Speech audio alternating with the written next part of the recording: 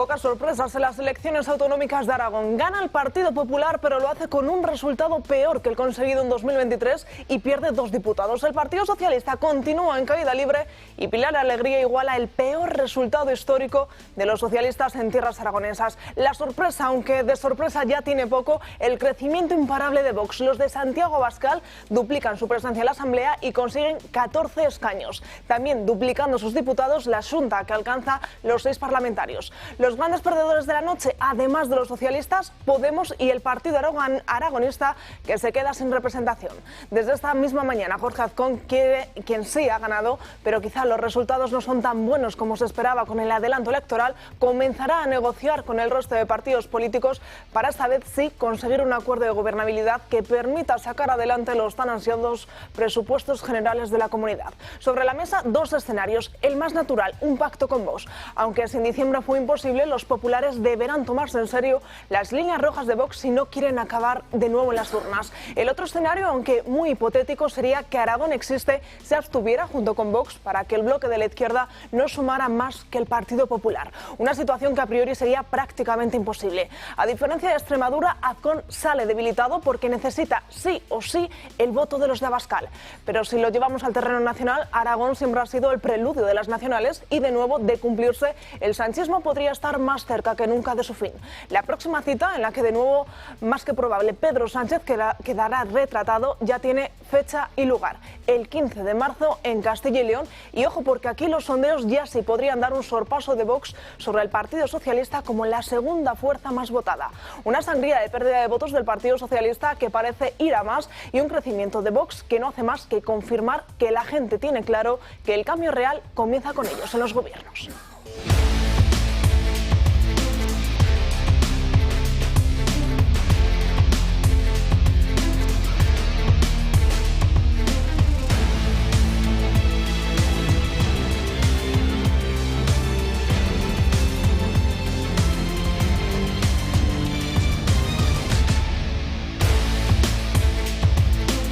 ¿Qué tal están? Muy buenos días. Lunes 9 de febrero, miramos el Santoral Santa Apolonia. Por delante, como siempre, 2 horas de programa en directo en los que, como no podía ser de otra manera, vamos a debatir y vamos a analizar toda esa resaca electoral de las elecciones autonómicas ayer de Aragón. Ya se lo contábamos, ganó el Partido Popular, pero eso sí sale en cierto modo debilitado y es que pierde 2 diputados. Batacazo del Partido Socialista y es que iguala ese resultado histórico. Pilar Alegría no supo frenar la sangría. Y ojo con Vox, porque podríamos decir que es uno de los grandes vencedores de la noche electoral de ayer, porque duplica su presencia en la Asamblea de Aragón. También muy buenos resultados para la Xunta aragonesa, pero sobre todo hoy iremos debatiendo, iremos hablando y les iremos contando todas las reacciones de ayer por la noche, pero también todas las que se van a producir a lo largo del programa de hoy en directo. Pendientes también de esa huelga de maquinistas, ya saben, el primer día de los 3 que convocaron el sindicato de ferroviario, de maquinistas de trenes, porque hay al menos 350 trenes de alta velocidad afectados. Y también muy pendientes estaremos de Portugal. Ya saben, ayer se celebraron esas elecciones nacionales y también desde las 8 de la mañana está en libertad, aunque eso sí, de lunes a viernes, el líder de ETA, condenado a cerca de 400 años de cárcel. Pues bien, hoy ya ha salido de la cárcel con ese permiso, supuestamente por tener trabajo, y que le privará de estar en la cárcel o le liberará de estar en la cárcel, mejor dicho, desde el lunes hasta el viernes. Todo ello se lo explicaremos con más detalle, como les decía, a lo largo del programa de hoy, pero antes toca presentar a las personas que me acompañan y que me van a ayudar a hacerles más fácil estas 2 horas. Josep María Francas, ¿qué tal? Muy buenos días. Muy bien, pues mira, es difícil un espectáculo más bochornoso que la explicación de los partidos después de en una noche electoral. Es muy peculiar, porque en teoría todos ganan algo. Como mínimo ganan el tiempo de poder salir a preguntar, a explicarlo. Pero, en fin, también es verdad que la realidad va por otro lado, la procesión va por dentro y nos pueden vender la burra que quieran, que lo sabrán. O sea, simplemente hay que saber cómo han pasado la noche para saber quién ha ganado, quién ha perdido, quién ha ganado más, quién ha ganado menos. De todos modos, sí hay un espectáculo para mí más bochornoso todavía, que es cuando me enteré de lo que había pasado en Portugal, que es que el Partido Socialista, gracias a los votos del PP portugués, consiguió, gracias a los votos de la gente que votaba al PP portugués por recomendación, consiguió que no ganara el Vox portugués. Es una idea muy interesante, si no recuerdo mal eso ya se hizo en Chile en su momento, y tuvieron 4 años de desastre absoluto, pero en fin, Portugal sabrá lo que hace. Pero es muy interesante esto, ¿no? Este planteamiento de parte del PP europeo, que es el mismo que funciona en Europa. Y entonces yo normalmente, hasta hoy, a partir de hoy ya no lo haré más, a las 8 ponía siempre, a pesar de que hasta las 8 de la mañana escuchaba a Luis del Pino en Radio Libertad, a las 8 me iba 10 minutos a escuchar la introducción de Alsina en Onda Cero. Entonces me he encontrado esta mañana que una comparación, a mí me ha parecido poco elegante, pero en fin, tampoco, comparando a Vox con un dragón y a PP y PSOE con 2 príncipes, de manera que al final un príncipe alimenta al dragón para ir contra el otro contra uno, y cuando se dan cuenta el dragón se los ha comido en parte. No es muy afortunada la comparación con el dragón, pero me da igual, que es un problema suyo. Pero ya lo siguiente es volver a tachar a Vox de extrema derecha. Y entonces yo, cuando un tío, después de tantos años, aún no entiende lo que es extrema derecha, lo que es derecha y todo eso, creo que o es idiota del todo o simplemente se lo hace. Y en ambos casos no me interesa nada. Con lo cual, Alsina, ya lo siento porque llevas años escuchándote, pero que te zurzan. Y para compensar eso sí me he encontrado después un señor interesante haciendo comentarios sobre las elecciones, que ha sido Tomás Gómez en Antena 3, creo que era Antena 3, no, en Telecinco, creo que en Telecinco, que ha dicho una cosa que me parece muy interesante, porque ha hecho una comparación muy buena cuando ha dicho que, claro, que Pedro Sánchez tiene secuestrado al PSOE, dice. Entonces, cuando tú estás frente a un secuestrador, solo hay una opción, que es o detener al secuestrador o liberar a los secuestrados, porque si no, el secuestrador acaba matando al secuestrado. Aplíquense el cuento.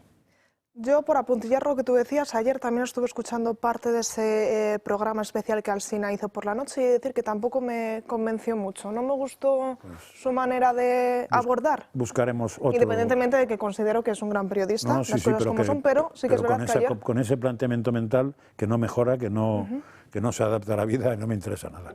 Miguel Robledo, muy buenos días, ¿cómo estás? Buenos días. ¿Qué te pareció la noche electoral de ayer? Brevemente, nos adentraremos en los próximos minutos.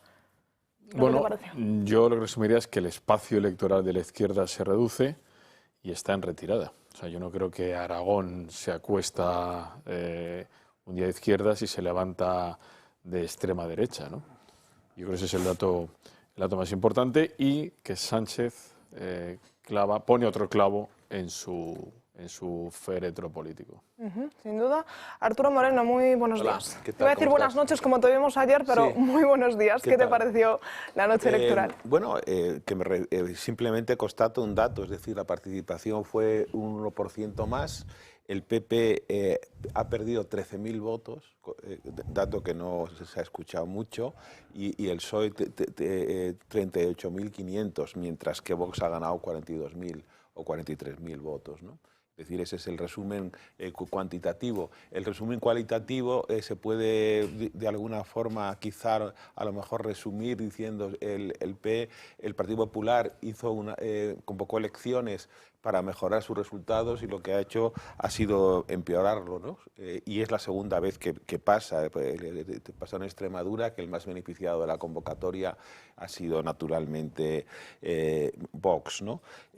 Bueno, pues que se apliquen el cuento, es decir, hay una carencia estratégica claramente dentro de este partido, no hay claridad estratégica, hay una debilidad discursiva, que no tiene perfil o sea, el perfil del PP está muy difuminado, ¿no? Y el liderazgo también, y luego además que no ilusiona, y todo esto al final pues lo que les hace es tener un comportamiento errático que se nota en las urnas, es decir, que Vox nació del Partido Popular, realmente, que muchos de los dirigentes, sobre todo Santiago Abascal, pues fue un dirigente muy destacado del Partido Popular en el País Vasco en los años extremadamente duros, y si nacen de ahí es porque hay un malestar sociológico importante que ha permitido articular una opción distinta a lo que ha sido durante muchos años el partido mayoritario de la derecha, y eso, pues, en fin, hay que hacérselo mirar, ¿no? Tendrán que reflexionar sobre qué pasa, ¿no? Que dónde están los fallos para que se produzca. ¿Había cierto temor a que bajase la participación? Era la primera vez que en Aragón se celebraban las elecciones autonómicas de manera separada grada, pero sin embargo, como bien decía Arturo, fue una buena participación. Alejandra Nuño, muy buenos días, bienvenida. Muy buenos días. Pues yo creo que Aragón habla alto y claro y le dice que no al bipartidismo. Lo primero porque es una falacia. Porque, como bien indicaba ahora Josep María Francas, ¿no?, hace mucho tiempo que este país está secuestrado en manos de los enemigos. Creo que a lo largo del programa vamos a hablar de ello. Estamos asistiendo nuevamente cómo hoy, ¿no?, sale Cherokee cuando tenía que estar y que va a salir de Rosita, si me permites, cuando tenía que estar 400 años. Y creo que se prevé que en el 27 ya pues salga y que no cumpla con nada lo que tendría que cumplir como asesino que es. En segundo lugar, me parece, y también de acuerdo en tanto Alsina como todos los medios conservadores que existen ahora mismo, me parece que la lectura es errónea, porque la realidad es que hay partidos, ¿no?, que son mucho más antisistema que Vox, y me parece que es absurdo seguir negando la realidad, que es que el pueblo habla alto y claro, y que además cuando tú miras todas las reivindicaciones y el programa de Vox en Aragón, en absoluto estamos hablando de un programa antisistema, estamos hablando de un partido que lo que quiere es poner a los ciudadanos en el centro de la política, que quiere devolver la accesibilidad a la sanidad, que Natalia, estamos viendo, y creo que muchos de vosotros en esta mesa lo sufrís hoy, cómo tenemos una huelga porque tenemos un problema con las infraestructuras, y al final los territorios como Aragón son territorios que están abandonados. Por tanto, yo ahí también le compro a Arturo ahora mismo el discurso, y creo que francamente como ciudadana pues es que Vox está no solamente atendiendo toda esa demanda de la calle y poniéndolo claramente encima de la mesa, sino que además nos ilusiona. Porque yo, después de ver ayer la noche electoral, pues francamente me levanto hoy pues con mayor esperanza y con ganas de cambio. Pues vamos a empezar hablando precisamente de esa huelga de trenes. Ya saben, primera jornada de las 3 que se convocó a raíz de ese accidente de Adamuz y de Gélida. El Ministerio de Transportes ha fijado unos servicios mínimos del 73% en alta velocidad y larga distancia, del 75% en hora punta y del 50% en el resto del día en cercanías, del 65% en media distancia y del 21% en mercancías. Sin embargo, los propios usuarios aseguran que no se está cumpliendo. A estas horas hay al menos 350 trenes de alta velocidad cancelados. La semana pasada, sindicatos se reunieron con el ministro para intentar frenar esta huelga, pero no llegaron a ningún acuerdo. Y mientras España afronta esta primera jornada, ¿dónde se encuentra el ministro de Transportes? Pues está en Arabia Saudí anunciando una operación de 2.800 millones de euros para la línea de alta velocidad que une Meca y Medina hasta 2038, y además está anunciando la compra de 20 trenes a Talgo. Los usuarios, como decíamos, no se creen estos servicios mínimos y la indignación a primera hora de la mañana pues se ha hecho notar entre ellos. A las 6:30 de la mañana esperando. Creo que ya nos hemos acostumbrado y mira. Mis profesores están hartísimos de que siempre esté llegando tarde a las clases, y siempre aquí paro con los justificantes de Renfe, pero no hacen nada, así que no sé. Un tren sale o no sale, ya está. Si se han comprometido a que salga y yo cojo el tren, que salga. Y luego que salga a las 2 horas, muy bien, pero que no nos hagan esto. Hoy, pues, bueno, el que coge hoy el tren es una aventura. Bueno, hoy, supongo, hoy, mañana y pasado. Pues como decíamos, es el primer día de los 3 de huelga que se anunciaron, que lejos de llegar a una solución, pues tanto sindicatos como Ministerio de Transportes o el ministro no acordaron ninguna solución, y sobre todo el dato que decíamos, hoy el propio ministro de Transportes, Óscar Puentes, lejos de estar a pie de todo este caos, lejos de intentar solucionar e intentar hacer el menor perjuicio, pues está en Arabia Saudí anunciando una inversión de cerca de 3.000 millones de euros para esa línea de alta velocidad entre la Meca y Medina. Francas. A ver cómo podría intentarse no ser del todo injusto. Cercanías Madrid, desde que lo cojo yo, que debe hacer unos 3-4 años, es una bazofia de servicio. Es raro que un día circule con normalidad. Normalidad es que se abran las puertas, que funcionen los avisadores, que llegue a la hora, que salga a la hora. Es rarísimo. Yo creo que no lo he conseguido nunca. ¿Vale? Partiendo de ese supuesto, segundo supuesto. Me solidarizo, como no debe ser de otra manera, el que los maquinistas de Renfe, después de haber muerto 2 de sus compañeros por la inutilidad del gobierno y las mentiras del gobierno y el no hacer caso de sus quejas de zonas estropeadas o que no estaban bien, pues hagan una huelga de lo que sea, ¿no? Eso hasta qué punto es entendible. Lo que pasa es que lo que me he encontrado yo esta mañana en mi sentido común no es una huelga, es mala leche. Y entonces explicaré que mi diferencia. Probablemente me equivoqué yo, pero me da igual porque yo tengo mi propia opinión y no dependo ni de los de la Renfe. Yo entiendo que si hay una huelga, tú vas a la estación y tendrás la mitad, un 10%, un 20% de trenes. Pues te aguantas. Entonces yo llego a la estación esta mañana y me encuentro que en X minutos, muy pocos, 5 o 6, venía un tren. Digo, perfecto. Podía haber estado media hora esperando, pero no he estado media hora esperando. Estaba la estación petada, ¿eh? O sea que llevaba mucho rato que no bajaba un tren, porque estaba la estación petada y a esas horas no está petada. Pero en fin, me he subido al tren. Entonces yo supongo que este tren, que debe ser uno de los que no se ha suprimido, va a hacer un recorrido normal. Pues ahí está la trampa. Cuando llega 2 estaciones más ahí, se para y una hora después el maquinista, que es donde considero que es mala leche, no lo que dice el maquinista, sino lo de parar una hora ahí, el maquinista nos dice lo siguiente: como no me dan salida y no me avisan de nada, no tengo ni puñetera, no ha dicho puñetera, no tengo idea de cuándo saldrá el tren. Le recomiendo buscar una vía alternativa, que en su caso le recomiendo la línea 1 de metro. Pues nada. Entonces yo creo que eso es mala leche, porque si ese tren, que es de los pocos que ha pasado, pasa, tendría que hacer su recorrido entero, porque no hay ningún motivo para que no acabe donde tiene que acabar. Con lo cual, no sé si son mecanistas raros, si son el director de la estación, pero hay algún tío allí que es un punto, que te zurzan. Miguel. No, hombre, es que desgraciadamente los que deberíamos tener que poder hacer esa huelga y poder bloquearlo seríamos los usuarios, ¿no? A mí lo que llama la atención, es decir, y entiendo las razones de esta huelga, pero lo que llama la atención cuando estoy viendo aquí en las imágenes las banderas de comisiones obreras o de otros sindicatos, es, oiga, hemos tenido que esperar a que haya 2 muertos para plantarse. Es decir, si lo trasladamos a las carreteras, que está en una situación deplorable, es decir, yo venía esta mañana en moto, es decir, los agujeros que te encuentras, que sí es cierto que algunos tienen que ver con la lluvia, pero otros no tienen que ver con la lluvia. En las carreteras españolas tenemos un estado del año pasado que hay que esperar a que tengamos un accidente grave o que muera mucha gente, y entonces ¿quién hace la huelga? Los peones camineros, el Ministerio de Fomento, ¿quién va a hacer la huelga? Es decir, yo creo que no hay que esperar a que mueran 2 personas, porque esa reivindicación de, ahora mismo estamos viendo las imágenes, ¿no? Sobre esas imágenes, ¿dónde estaban hace 3, 6 meses? Claro, que no podían plantarse, había que esperar.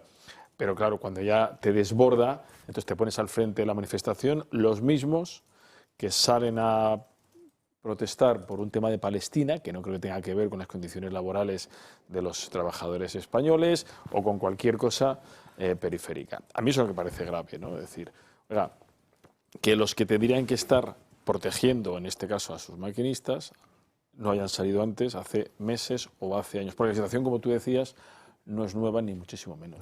Y el nivel de incidencias es altísimo. Alejandra.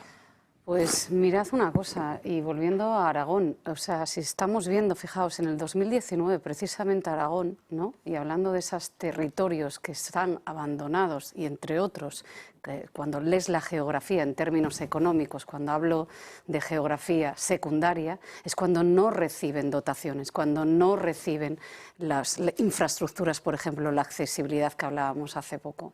Pues precisamente lo que estamos viendo es que la gente, insisto, lo bueno, entre comas, de lo que está pasando y que por desgracia, como bien comentaba Miguel, tenemos que esperar a tener a 46 personas muertas y familias destrozadas en el país para que la gente salga a la calle o para que los maquinistas, en este caso, pidan algo tan básico como es la protección, la seguridad y la manutención. Lo que quiero pensar es que estamos poniendo encima de la mesa un partido que está arrasando en doblando porcentualmente, y que ahora estabais hablando que precisamente las próximas elecciones regionales, y que, ostras, que a lo mejor tenemos que volver a esa política de identidad territorial, porque precisamente Aragón es un territorio que en el 2019 puso encima de la mesa el Teruel existe. Entonces es que el Teruel existe, España existe, y los que somos de provincias o los que no somos de provincias, como gente como vosotros que tenéis que venir a Madrid porque tenéis que hacer un desplazamiento, es inaudito lo que estamos viendo. Y lo raro hoy en día es que los trenes funcionen. Y esto no puede ser. En un momento, además, que es absolutamente, no sé cómo tratarlo, desesperante, cuando encima asistimos a la mayor asfixia fiscal que los ciudadanos y las empresas nunca hemos visto. O sea, es que es una tomadura de pelo en toda regla. Por eso, perdonad un segundo, me vuelvo a reiterar. O sea, no puede ser que hoy la lectura de muchos periodistas y de muchos, y el propio Partido Popular siga siendo, es que Vox es un partido antisistema. No, mirad, ya basta con la trola porque no se la cree nadie, y los primeros que están poniendo con esa rotundidad, claridad, y qué mínimo que tengamos una deferencia hacia lo que está diciendo el pueblo en las urnas. Así de fácil. Sí, Arturo. La huelga de Renfe, que no solamente es la huelga afecta a 5 millones de personas, ¿no? Sino que es el epítome de el fracaso de este país en este momento y con este gobierno, ¿no? Es un gobierno que es la incompetencia llevada al grado máximo, es decir, han paralizado España, es decir, no es que paralicen el Renfe, es que España está parada, tiene su reloj, digamos, histórico parado. Es un país que está a la deriva. Y que el accidente se podía haber evitado perfectamente, porque no es una cadena de infortunios lo que pasó, sino una secuencia de incompetencias, ¿no? Entonces, no vamos aquí a hablar de las 123.000 traviesas defectuosas que ya se detectaron hace mucho tiempo, ni vamos a hablar de la falta de mantenimiento de los trenes, tampoco se hace que naturalmente en las carreteras no se hace nada, ¿no? Es un gobierno que no tiene dirección política, que sí simplemente está aferrado al poder y que desde luego tiene una capacidad de gestión absolutamente nula. Entonces a mí lo que me preocupa es que es el colapso político que se está produciendo en España. O sea, España es un país ahora mismo absolutamente paralizado, no solamente por los trenes, ¿no? Sino por los escándalos de corrupción, la falta de presupuestos, la regularización masiva de inmigrantes, el bloqueo legislativo, en fin, la degradación institucional. Podemos seguir hablando, es decir, es un país a la deriva, es un país que ha perdido, nunca mejor dicho, ha perdido el tren de la historia, y que estamos ahora mismo varados y sentados en la estación esperando a ver qué pasa. Y yo creo que lo que ha pasado en Aragón, pues hay una cosa muy positiva, que es que hay señales de un inapelable cambio político. Hay mayoría para el cambio político, como también de alguna forma marcó Extremadura, ¿no? Y los partidos, especialmente el Partido Popular, que parece perjudicado por estas dos elecciones que ha convocado de forma poco reflexiva desde el poder, que tiene que asumir que hay una reconfiguración de la derecha, que tiene que aprender de sus errores y de sus carencias, y también de que existe un nuevo tiempo histórico, ¿no?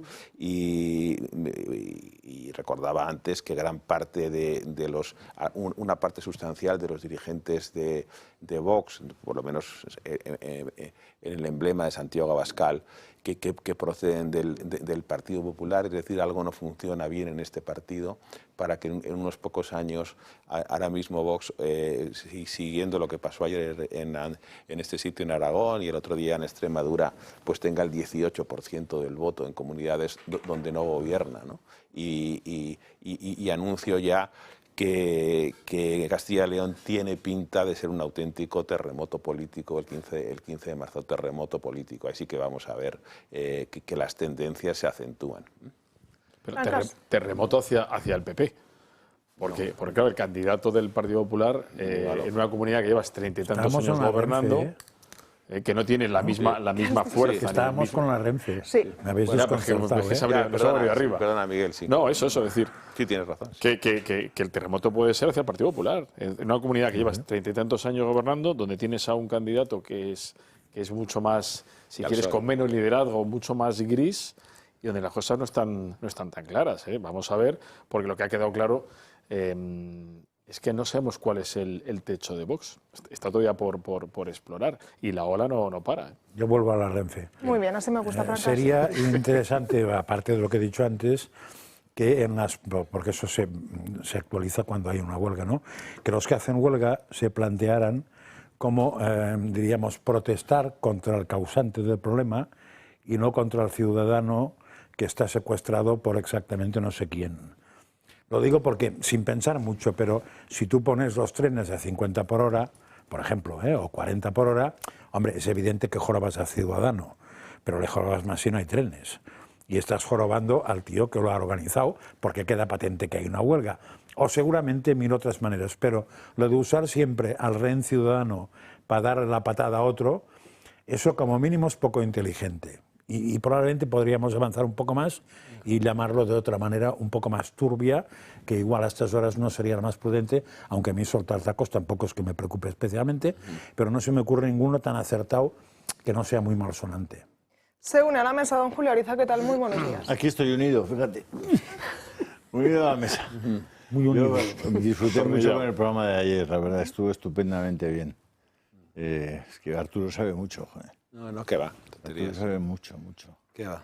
¿Conoces a los 4 consejeros de Radio Televisión Española que cobran 105.000 euros cada año? No conozco nada. Fueron nombrados el día de la Dana, no sé si te acuerdas. Sí. Y no se podía hacer nada en el Congreso, pero lo abrieron para aprobar que... ¿Y los del PP les conoces a los 4? No los conozco. Marina Vila, Ignacio Ruiz Jarabo... No, es que me parece además un ejercicio, un error político mayúsculo y un ejercicio de indignidad personal. Es decir, porque tú estás en un consejo de administración que está autorizando que programas como Mañaneros. ¿Habéis visto alguna vez Mañaneros? Yo sí. Eso es una cosa de un sectarismo, de una falta de dignidad y de integridad profesional. Es una cosa tremenda. Te das cuenta de cómo la izquierda estás avalando eso, claro, es una de las cosas que le pasa al PP, que la gente está harta. Es decir, ¿qué hacemos en el Consejo de Radio Televisión Española que deberíamos estar fuera? Y si es posible prender fuego a la sede, porque es que es una cosa verdaderamente... Riada, Arturo, Riada, el día no sé qué día claro, fue, tal. Y por eso al se día produce... siguiente habían 190 muertos, 190 fallecidos. Abren el Congreso de los Diputados, ahí va Rufianete y todos los rufianetes que allí hubiere, y aprueban nombrar a los consejeros de Radio Televisión Española. 4 de ellos nombrados por el Senado, donde el Partido Popular tiene mayoría absoluta, y allí deciden que hay 4 señores que van a tener un salario mínimo, sin contar dietas y otras cosas, de 105.000 euros. 105.000 euros al año. La moda de la media de un salario en España, ¿sabéis cuánto es? No llega a los 30.000 euros, por tanto 105.000 es 3 veces y media por lo menos. Ya, desde luego. ¿Quiénes son esos consejeros que fueron elegidos graciosamente porque el PP puso su dedo sobre ellos? Ignacio Ruiz Jarabo, Marina Vila, Eladio Jareño, Rubén Moreno. No tengo nada contra vosotros, amigos. Pero sí os diré una cosa, estáis siendo cómplices de una estafa, de un robo, de un lobby gay que hay instalado en la cúpula de Radio Televisión Española, que está dejando sin 1.300 millones de euros al conjunto de los españoles. 1.300 millones que necesitarían los españoles, entre otras cosas, para revisar sus infraestructuras, para solucionar sus problemas de salud, sanitarios, etcétera, etcétera. Bueno, chicos, el PP callao. No, y sabes, Julio, que el actual presidente del ente fue que también el director general de Telemadrid con Cristina Cifuentes, el Juan Pablo. Y antes de Popular Televisión, con los obispos. Con los obispos, o sea, un señor que... Entonces, esta mañana, ¿en qué estaban? Pues mira, yo he hecho una foto en el bar donde don Luis del Pino y yo nos hemos tomado los torreznos. Sí. Pues mira, ¿con qué estaban marañeros? Yo llamo marañeros porque mañaneros no... Manganeros. Foto de Mazón. Dana. No. Declaran los escoltas de Mazón. Hoy. Que la izquierda se ha pegado la leche cósmica más grande de los últimos años. Sí. Y que además apunta a que se la dará todavía más grande. Sí. Hoy tienen los marañeros las escoltas de Mazón declarando gracias a esa juez sublime que hay en Catarroja. Sí. Pues el tercer día, marañeros, Lo cuenta Posteguillo en Paiporta. Los bomberos, la policía, la Guardia Civil, no habían llegado, no había nadie en Paiporta. Flotaba un cadáver sobre la plaza el tercer día y no había nadie. Comenzaron las lluvias en Andalucía estos días y con buen criterio probablemente el gobierno envió a 10.000 unidades de la UME, Unidad Militar de Emergencias, 10.000. Ha habido 190 muertos estos días con las lluvias, gracias a Dios, ¿no? Pero con 190 muertos no enviaron a nadie. Y la juez de Catarroja sigue preguntándose por la ropa interior de una señora. ¿De qué vais? Claro, así os va. Que llega Vox y os va a arrasar, porque está presentando el Támesis, ¿os acordáis de Milor, verdad? El Támesis. Pues el Támesis ya está aquí. Ya ha llegado el Támesis. ¿Y ahora qué hacemos? No, el caso que has sacado, que es absolutamente del PP. Lúcido, que es cómo se puede estar en un consejo de radio y televisión que está erosionando y degradando la democracia en este país, que no defiende los valores, ningún tipo de valor con los que nos podamos sentir identificados los españoles, y simplemente por darle un sillón, una poltrona a 4 señores que no sabemos qué hacen ahí en un consejo de 15, me parece, tienes 4, pero ¿qué vas a hacer? Y es un ejemplo que verdaderamente abre las carnes, ¿no? Es decir, bueno, esto es una cosa absolutamente demencial, y además te das cuenta al final, lo que hablábamos ayer, que estuvimos hablando mucho de cómo se han de alguna forma esclerotizado los partidos en su interior, porque la gente está en política para hacer carrera política, es decir, para vivir de la política, no para servir al país, ¿no? Entonces empiezan muy jóvenes en las nuevas generaciones estas, van subiendo. Azcón es un destacado miembro, era un destacado miembro de las juventudes del Partido Popular, etcétera, y no han hecho otra cosa en la vida. Entonces, lo que pretenden es que nosotros, con nuestro voto, avalemos y fortalezcamos sus carreras políticas. Y yo quiero un partido que sirva a los demás, como en su momento, hace bastantes años, hubo el Partido Popular. Yo creo que era un partido que podía hacer, menos cosas de las que seguramente podía haber hecho, pero algunas importantes, ¿no? Claro, pues ahora mismo es una clase política instalada, absolutamente parasitaria, y parece que además que si no, en algún momento, ahora se ha roto los esquemas con el auge de Vox, que si no le votabas estabas cometiendo un pecado grave de deslealtad. Pero ¿qué lealtad tienen los dirigentes de estos partidos hacia nosotros? ¿Qué respeto nos tienen? Vamos a ver qué pintamos en el Consejo de Radio y Televisión Española, como muy bien ha dicho el presidente de esta cadena. Yo he sido presidente de Telemadrid, ¿no? Un ente que desde luego que debería desaparecer sin ningún problema, porque en mi opinión no vale para absolutamente nada. Pero bueno, pero había una composición que de alguna forma reflejaba la composición de la Cámara, pero claro, estar simplemente de forma absolutamente laterizada, sin ningún tipo de peso dentro del Consejo, simplemente para dar de comer más, porque ya comen, a 4 consejeros del Partido Popular, es una cosa clara. ¿Sabes cuál era el rótulo en este momento en la tele? Que pasa un momentito por el rótulo de la tele ahora mismo. Era el PP en manos de Vox. No es el PSOE en manos de Bildu, ¿eh? No, ni de Cherokee. No está hoy en la calle paseando tan tranquilo. Está saliendo, sí. Ya salió. El PP en manos de Vox. Ya que habéis hablado del Consejo de Radio y Televisión la semana pasada, sois conscientes de que ese Consejo prolongó 2 años el contrato de Broncano, que aún que aún le quedaba un año, sobre 30 millones de euros. ¿Se sabe algo de los consejeros del PP con ese contrato? ¿Han dicho algo? No sé. No. Es más, es que ni siquiera se dijo hasta que un periodista lo pilló. Porque 32 millones de Robledo. No. Perdona. Tenemos que irnos rápidamente a publicidad. A la vuelta, ya lo están viendo. Antonio Fuster está en esa rueda de prensa analizando seguramente esos datos, esos buenos datos de Vox en Aragón, pero como les digo, será justo después de la primera pausa publicitaria. 1:20 del mediodía, hablamos de una cita que no se pueden perder, que se la hemos venido recordando durante los últimos días y que va de la mano de Javier Sardón, arquitecto y guía oficial. Javier, en estos próximos meses va a impartir un ciclo titulado La leyenda negra, origen y evolución del mito antiespañol. Serán 3 clases, el 17 de febrero, el 3 de marzo y el 17 de marzo, todos los martes a partir de las 7:30 de la tarde. Javier, ¿qué tal? ¿Cómo estás? Hola, muy bien, buenos días. Para empezar, cuéntanos qué es exactamente la leyenda negra y cuándo nace.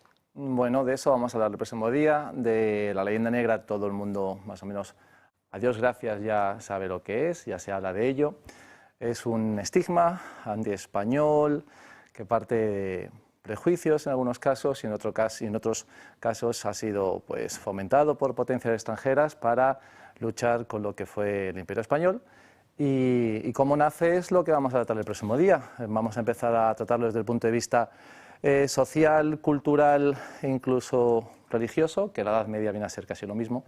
Hablaremos también de cómo los españoles que exportábamos al Mediterráneo, los almogávares, hicieron mucho por dañar un poco la idea de los catalani, que así se los denominaban, ¿no? a los guerreros españoles que luchaban en Bizancio y estuvieron luchando primero en la Reconquista española. Y bueno, y vamos a hacer una cronología un poco de lo que era un prejuicio antiespañol, cómo se utilizó para que fuese al final un arma de guerra contra España en la época del Imperio. ¿Qué fama tenían los españoles en Europa durante esa Edad Media? Bueno, la fama del español en Europa era un poco consecuencia de su excentricidad en el centro de Europa. Éramos un lugar de frontera. Y digamos que hacíamos tapón al Islam en Europa con el Imperio Carolingio y digamos que éramos pues los que estábamos mezclados con los musulmanes, ¿no? Se nos denominaba pues marrani, a los ojos de los italianos, que eran los que daban carnes de cristianismo, pues no éramos puros, teníamos pues ese estigma de estar en contacto con ellos, por lo cual nos influían y bueno, y luego al final esa fama se fue estropeando, como digo, pues por el complejo o más bien por la forma de vernos de otras personas, sobre todo en Italia, que nos vieron a los guerreros españoles curtidos en las batallas, que iban allí pues, a luchar, y cuando no había luchas pues tenían que hacer lo que hacían, que era pues eso, pues guerrear, era su forma de vida, y bueno, y la fama no era muy buena, sobre todo en Italia, que es como veremos donde nace realmente la leyenda negra social.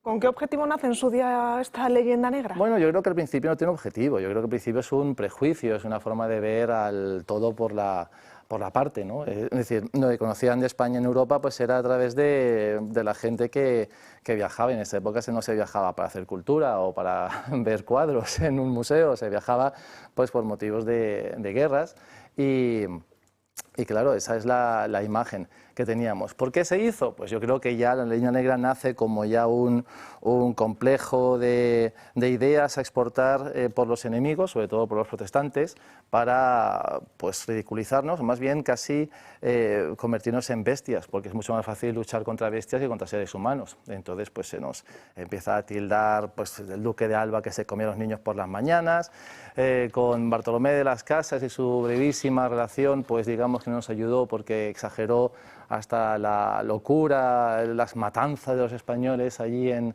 las Indias y digamos pues que toda esa serie de ideas falsas, medias verdades, falsedades absolutas con la ayuda de la imprenta pues acabó creando un dogma en toda Europa de que los españoles sean el enemigo a batir. Entonces lo que era política se convirtió en algo social y luego pues eso es lo que procuraban, ¿no? Y si lo aterrizamos a la actualidad, ¿cómo podríamos entender esa leyenda negra? Yo creo que en la actualidad hablas con un holandés y se ríe de la leyenda negra, hablas con un inglés y sabe que le sirvió para mucho, pero ya no se lo creen ni ellos. Lo malo es que no lo creemos nosotros, ese es el problema, la leyenda negra ha quedado en España y eso es lo que a mí me gustaría pues, intentar, pues, no sé, hacer hincapié en ello, en que es un complejo que ya hemos asumido, es una una falta de autoestima tremenda en cuanto a la nación española en su conjunto, que nos impide cotas más altas. Tenemos que estar pidiendo perdón por lo que hicieron, lo que haría cualquier otra potencia, pero mucho peor lo harían los demás que nosotros. Entonces, recordar lo que hemos hecho bien, que ha sido muchísimo, no viene mal. Y sobre todo decir que todo lo que hemos hecho mal, que nos echan en cara, muchas veces se asocia a una época en la que la vida humana no tenía el valor que tenía ahora, a una época en la que se hacían guerras por religión. Explicaremos la Inquisición y cómo es totalmente increíble a los ojos de los seres humanos actuales que haya un tribunal de fe. Todo eso hay que explicarlo y hay que ponerse en su contexto, porque lo malo es que si lo descontextualizas, todo es brutal, todo es ilógico, pero vamos, que existía torturas en la Edad Media y en la Edad Moderna, lo había en cualquier tribunal civil. Ahora bien, si a mí me tienen que torturar, por favor, que me torture un inquisidor español. La colonización española y la colonización holandesa, británica o francesa, hay una diferencia esencial desde mi punto de vista, y es que lo de España es una leyenda negra y lo de ellos es una historia negra. Claro, y sí, es verdad. Y eso es, y además es que lo nuestro era un imperio integrador, eran súbditos del rey y lo suyo nunca fue un imperio, eran colonias, pues como hacían en su principio pues incluso los griegos que tenían para comerciar, la Commonwealth y demás, y digamos que no sé si la compañía que ha dado más rédito en su historia ha sido la de las Indias Occidentales de Holanda, o sea, donde han sacado de todo, se han forrado y han dejado ahí miseria, han dejado guerras y bueno, sí, el viaje de Magallanes se hizo para separarla contra el contrameridiano donde estaban los españoles y los portugueses, porque en las Molucas nos pertenecían. Y cuando llegaron los españoles fuimos muy bienvenidos, porque los portugueses no eran tan... Javier, la leyenda como concepto incluye elementos míticos, elementos folclóricos, claro, elementos a veces sobrenaturales. Tremendo, sí. Bien. Esa es la diferencia con la historia. La historia, claro, se basa en hechos reales y trata con rigor desentrañar esos hechos reales, ¿no? Probablemente lo que tú nos vas a hacer en este ciclo de conferencias es deslindar la leyenda de la historia. Y la historia de la colonización española es una historia blanca. Es la mejor historia de colonización en la historia de las colonizaciones, que en el mundo ha habido muchas, ¿no? Sí. ¿No? Sí, Probablemente sí. vas a hacer eso. Vamos a hablar de eso. Y una cosa es, como decías, una cosa es la historia, otra cosa es la leyenda. Y lo curioso es cómo las leyendas han podido formar la historia. Es decir, mucha gente no sabe que los españoles que se arriesgaban a cruzar el mar tenebroso para ir a América iban buscando leyendas, y no eran las leyendas que decían los alemanes de encontrar oro y más oro, no, era encontrar el jardín del Edén, que se adaptaba perfectamente a las crónicas de lo que decía el Génesis, con lo que decían los viajeros de allí, de esos vergeles, las mujeres desnudas y demás, o la isla de la Canela. Ese tipo de leyendas era la búsqueda de la fama, la búsqueda de trascender en cuanto a lo personal, la búsqueda de ser casi un Jesucristo. Hernán Cortés va con la idea de ser afamado, y sus cartas de relación se tradujeron a muchos idiomas, y a Carlos V le generó una envidia tremenda que fuese más importante que él por ser un héroe importante. Y al final la historia son esos datos. O sea, yo no voy a contar un relato, yo voy a dejar datos, porque el relato ya lo han contado otros, que es lo malo de España, que hemos dejado que nos cuente la historia. Yo no sé por qué hay hispanistas, es que es muy gracioso, tú te vas a cualquier país de Europa y hay hispanistas. Yo no conozco ni francesistas, ni alemanistas, ni inglesistas. Sin embargo, en España, por esta falta de autoestima, sobre todo ya con la pérdida de Cuba que hemos tenido en el siglo XIX, a perder poco a poco los territorios de ultramar, pues hemos dejado que los demás te cuenten la historia. Y ese es el problema de España, que no hemos sido pues los cosmopaletos que se creen que si lo cuenta un inglés lo que tú eres es mucho más creíble, porque si eres español eres como algo menos. Y eso hay que acabar con ello, y hay que empezar a levantar la autoestima, y hay que empezar a mirarnos con ojos de ver, no de creernos las trolas que han contado sobre nosotros. Así que hablaremos de eso, hablaremos un poco de qué ha sido nuestra historia, de lo bueno y lo malo que hemos hecho, que tampoco es linda rosa, que no hemos sido tampoco la maravilla en todos los casos. No, se han cometido muchos fallos, pero lo que no se le puede echar en cara a España es que haya matado a mucha gente pues porque transmitíamos virus, porque no sabíamos, por ejemplo, que existían virus, o que, yo qué sé, que los Habsburgos se casaban entre ellos, pero no sabíamos las leyes de Mendel. Es que nos echan a España como en cara cosas que no se pueden conocer en la época, y al final... Oye, Javier, vas por el jardín del Edén y están todos en pelotas, ¿y cómo sabes quiénes son Adán y Eva? Ah, no lo sé. Sí, yo te lo digo. ¿Cómo? Pues no tienen el ombligo. ombligo, eso sí es verdad. Eso era Javier, sí, muchísimas gracias, como siempre, por estar aquí con nosotros. Estaremos muy pendientes de esa primera cita el próximo 17 de febrero. Gracias. Muy bien, muchas gracias a vosotros. La actualidad política manda y en estos mismos momentos en directo está tanto Alberto Núñez Feijóo, presidente del Partido Popular, analizando esos resultados electorales de ayer de Aragón, y también en estos mismos momentos, como les anunciábamos, está José Antonio Fuster haciendo un repaso de esos buenos resultados de Vox en Aragón. Nos vamos directamente hasta la sede nacional de Vox y escuchamos en directo a José Antonio Fuster. Es el portavoz del partido, pero el portavoz del partido, digo, el mejor portavoz del partido será hoy, en la creación a medios y en la presentación de candidatos, nuestro presidente Santiago Abascal, nuestro secretario general Ignacio Garriga y todos nuestros compañeros de Castilla y León. ¿A qué queda bien? ¿Qué tal? Buenos días. Yo quería preguntarle, en Extremadura ustedes dijeron que querían entrar en el gobierno porque era la única forma que consideraban para que se aplicaran sus políticas. ¿Eso se extiende también a Aragón? Es decir, ¿existe la posibilidad de que apoyen un gobierno de Azcón en el que no formen parte o sí tiene que haber consejerías para ustedes? Gracias. Nosotros queremos gobernar. Lo hemos dicho siempre.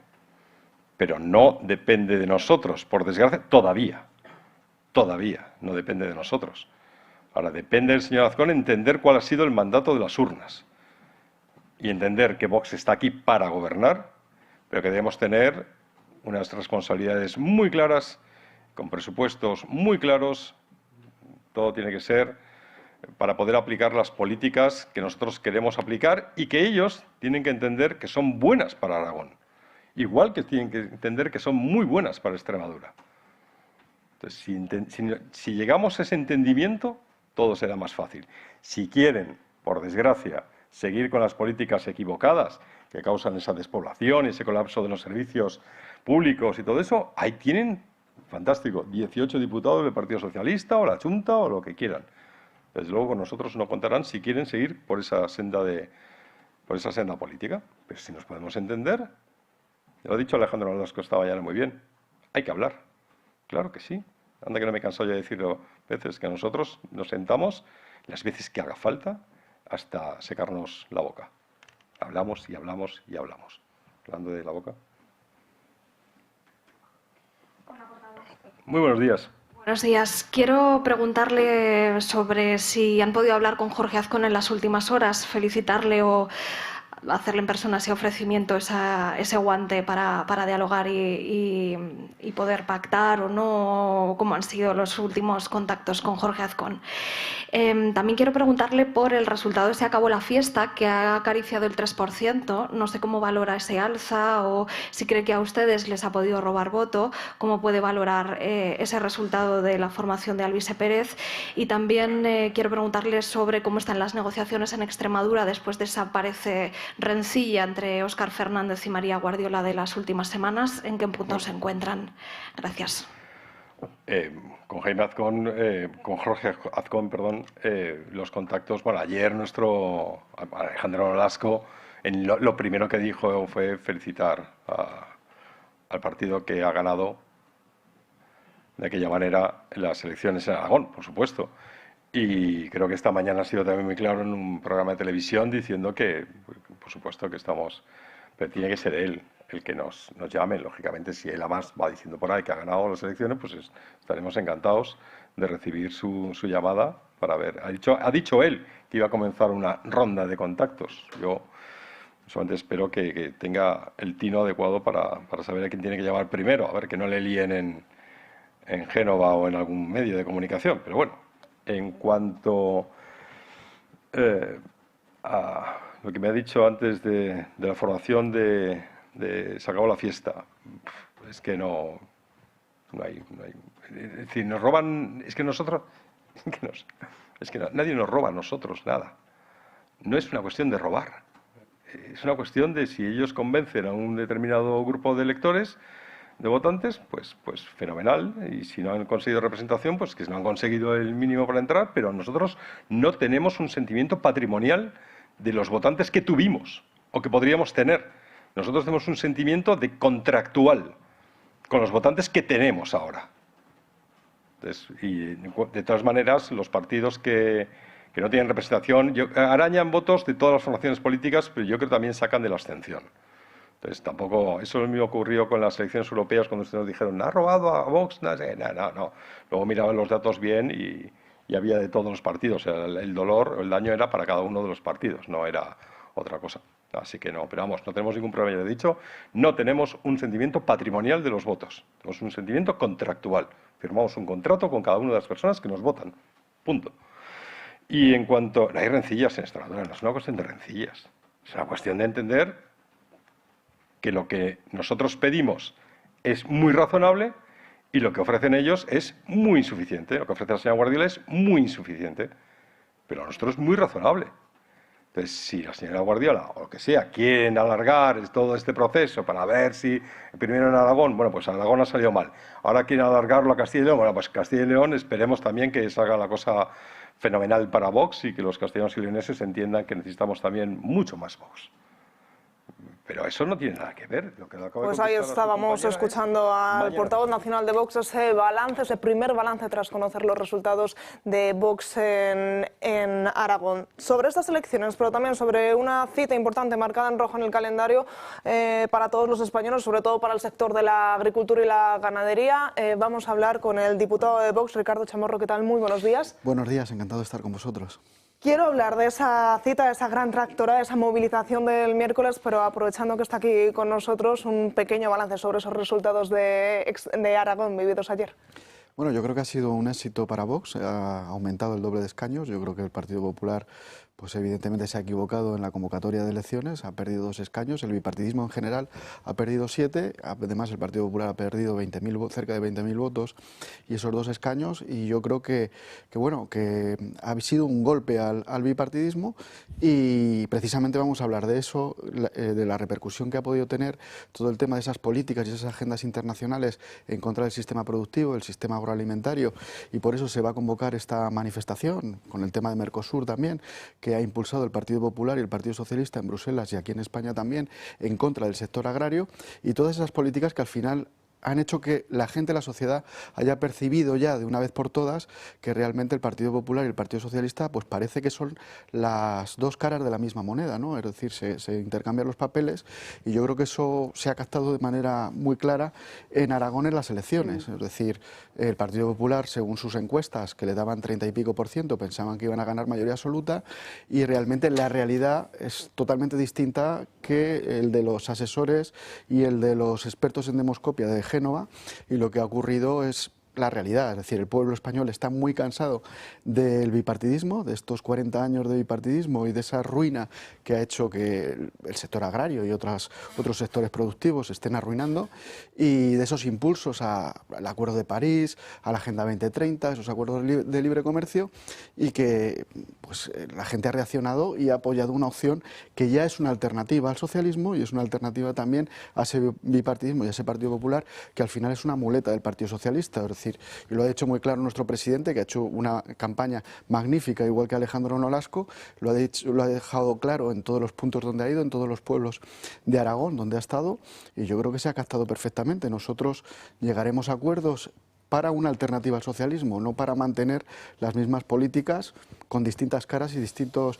que cambian de sillón, pero al final aplican lo mismo, las mismas agendas internacionales, la misma Agenda 2030, los mismos acuerdos de libre comercio que arruinan a nuestra industria, y nosotros lo que optamos es por una alternativa al socialismo y por una alternativa que le dé primacía al interés nacional. El sector del campo ha sido sin duda uno de esos nichos de votos donde Vox sí que ha sabido pues encontrar el apoyo, pero más bien han sido los agricultores y los ganaderos quienes han encontrado el apoyo en Vox en una situación que, sin embargo, es dura, es grave. Nos tenemos que preocupar por este sector del campo que está completamente abandonado por parte de las políticas europeas. Sí, efectivamente. Además, lo que ha ocurrido en el sector agrario es que poco a poco se les ha ido cayendo, digamos, el velo en relación a las las traiciones que ha llevado a cabo el bipartidismo de manera constante, porque es verdad que tanto el Partido Popular como el Partido Socialista y sobre todo, fíjate, el Partido Popular se ha mostrado dentro del sector agrario, que es un sector normalmente conservador, pues son pequeños propietarios, gente del mundo rural y tal, han confiado en el Partido Popular y se han dado cuenta ya de una vez por todas. Yo creo que ahora mismo hay una realidad de que han visto que han sido traicionados por ese bipartidismo de una manera clara, ¿no? Entonces, el tema de Mercosur ha sido clarísimo, es decir, ha sido una decepción porque han visto que realmente después de 20 años quien ha impulsado Mercosur ha sido el Partido Popular y el Partido Socialista y que hay además una sintonía clarísima entre Pedro Sánchez y Feijóo para que se firmara el tema de Mercosur, además avalados por von der Leyen, que es la gran impulsora de que ya se llevara a cabo la ejecución de Mercosur.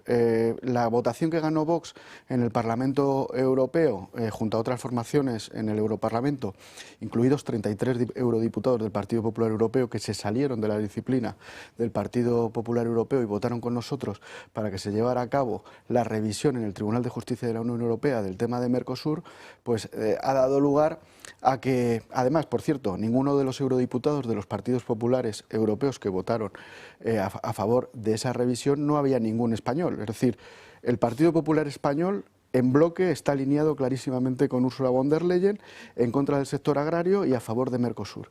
Y por lo tanto, pues yo creo que se han dado cuenta y ya se están manifestando diciendo claramente que dentro de las medidas en las que se había comprometido el Partido Popular y el Partido Socialista estaba el rechazo o la suspensión de Mercosur mientras no se protegiera al sector agrario a través de cláusulas espejo, de temas de reciprocidad, de que no se pudiera importar productos agroalimentarios y millones de toneladas que lo que van a hacer es que van a inundar el espacio económico europeo de productos a menor coste y lo que van a hacer es hundir los precios cuando realmente los agricultores españoles y europeos tienen que cumplir una serie de medidas a nivel de trazabilidad, a nivel de pesticidas, o sea, en contra de que puedan usar determinados fitosanitarios, a nivel de costes de producción cada vez son más caros para el sector productivo europeo. Tienen el Pacto Verde también impulsado por el Partido Popular y el Partido Socialista, que les hace una burocracia verde que les hace la vida imposible. No hay relevo generacional, no hay rentabilidad en las explotaciones agrarias y encima lo que llegan y hace el Partido Popular y el Partido Socialista es hacer un acuerdo de libre comercio que va a ayudar seguramente a la industria alemana, pero lo que va a hacer es hundir el sector agrario de los países del sur de Europa. Por lo tanto, pues están indignados, están ahora mismo en contra de ese bipartidismo de una manera clarísima porque han visto la gran traición y se van a manifestar el miércoles a las 11 de la mañana aquí en Madrid de manera masiva, miles de tractores y, por supuesto, nosotros les apoyamos, vamos a estar presentes en las manifestaciones, en estas y en todas, cuando realmente los agricultores españoles y europeos tienen que cumplir una serie de medidas a nivel de trazabilidad, a nivel de pesticidas, o sea, en contra de que puedan usar determinados fitosanitarios, a nivel de costes de producción cada vez son más caros para el sector productivo europeo. Tienen el Pacto Verde también impulsado por el Partido Popular y el Partido Socialista que les hace una burocracia verde que les hace la vida imposible. No hay relevo generacional, no hay rentabilidad en las explotaciones agrarias y encima lo que llegan y hace el Partido Popular y el Partido Socialista es hacer un acuerdo de libre comercio que va a ayudar seguramente a la industria alemana, pero lo que va a hacer es hundir el sector agrario de los países del sur de Europa.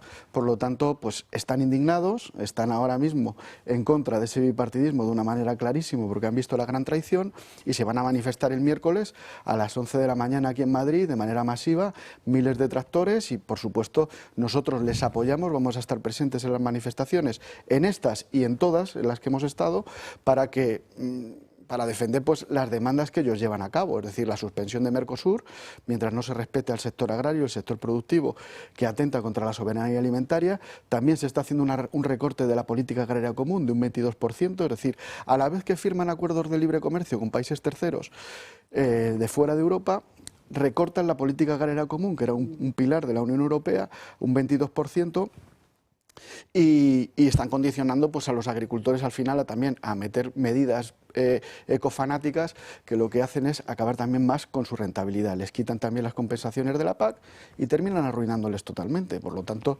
pues se manifiestan y nosotros estamos con ellos. Lo están haciendo además todas las organizaciones agrarias coinciden. Es decir, es la primera vez que ya todas las organizaciones agrarias, aunque hagan manifestaciones distintas, sus temas principales son esos. En contra del acuerdo de Mercosur, igual que también están en contra del acuerdo de Marruecos, y en contra con el acuerdo de libre comercio de Marruecos, que está arruinando, por ejemplo, en el sector hortofrutícola español, nos están sustituyendo con el tomate, la fresa y tal, o con respecto a Mercosur, que ya, digamos, sería la puntilla del sector agrario español y europeo, con esa invasión de millones de toneladas de productos agroalimentarios que van a hacer arruinar al sector agrario. Y ahí hay una coincidencia, y nosotros estamos con ellos, porque además lo hemos defendido desde que se fundó prácticamente Vox, es decir, la defensa del mundo rural, del sector agrario, y en contra de esos acuerdos de libre comercio, que no estamos en contra del comercio internacional, pero siempre que sea un comercio que nos complemente, no que nos sustituya, y que acabe además con la dimensión social que tiene ese sector productivo como es el sector agrario. ¿Por qué desde Europa nos quieren vender Mercosur como algo positivo? Si lo comentábamos, en las primeras líneas ese acuerdo no se cuentan con las mismas reglas del juego. Van a poderse comercializar una serie de productos con una serie de fitosanitarios que aquí están prohibidos, en Europa están prohibidos, y sin embargo sí que se va a permitir que vengan ciertos productos que estén tratados con ello. ¿Por qué nos lo intentan vender como algo positivo? Porque yo creo que hay determinados sectores que a lo mejor sí se pueden beneficiar, evidentemente, de Mercosur, pero evidentemente no son los sectores eminentemente fundamentales, por ejemplo, de la economía nacional española. Es decir, puede ser que a la industria alemana pues le convenga vender fitosanitarios o vender industrias y tractores a Hispanoamérica, pero claro, a nosotros, países del sur de Europa, que nos obligaron cuando entramos en la Unión Europea a desindustrializarnos, precisamente, pues si ahora mismo resulta que tenemos que importar esos millones de toneladas, pues van a arruinar el sector agrario. ¿Puede haber que haya sectores que se beneficien? Claro, evidentemente, siempre hay sectores, pero yo entiendo perfectamente que el sector agrario esté protestando, y además, para nosotros desde Vox, el sector agrario es fundamental porque forma parte de la soberanía alimentaria. Si no tenemos autonomía alimentaria en Europa, en España, pues tú no eres dueño de tu destino. Entonces, ya que se está hablando de la autonomía estratégica en temas de energía y en temas de industria, ¿cómo no se habla de autonomía estratégica también en el sector alimentario? Están vendiendo y deslocalizando la producción agraria y alimentaria a países terceros. Están dejando desarmada a Europa, por lo tanto. La política agraria común, en uno de sus principios, es la preferencia comunitaria. Es decir, cuando vengan productos de fuera, que sean para complementarnos, pero no para sustituirnos. Y la preferencia la tiene que tener los productos agrarios y alimentarios europeos con respecto a los terceros. Ese principio de la política agraria común se lo han cargado a través de estos acuerdos de libre comercio, porque al final el campo es lo que se sacrifica siempre en estos acuerdos de libre comercio, y eso es lo que les enfada a los agricultores. Es decir, que la moneda de cambio siempre sea el sector agrario, que es fundamental para la sostenibilidad de nuestras zonas rurales y para que no haya despoblación, que luego los políticos se llenan la boca de que hay una despoblación y que la gente se va de los pueblos. Si tú lo que es fundamental desde el punto de vista económico, como es el sector agrario y ganadero, y tú lo arruinas con acuerdos de libre comercio, con un pacto verde y una burocracia verde que los asfixia, ¿cómo va a haber relevo generacional? ¿Cómo los agricultores y la gente que vive en el campo no le va a decir a sus hijos, iros de los pueblos, si aquí no hay salidas, aquí no hay futuro? Por lo tanto, no se está creando ese ecosistema favorable a la rentabilidad de las explotaciones agrarias ni al futuro. Por lo tanto, pues es normal que los agricultores nos están estafando. Es decir, lo que preguntabas es que el Partido Popular y el Partido Socialista, la Comisión Europea, nos está estafando. Y además están haciendo un teatrillo aquí que realmente es vergonzoso. Porque yo creo que se creen que los votantes y el pueblo español es imbécil.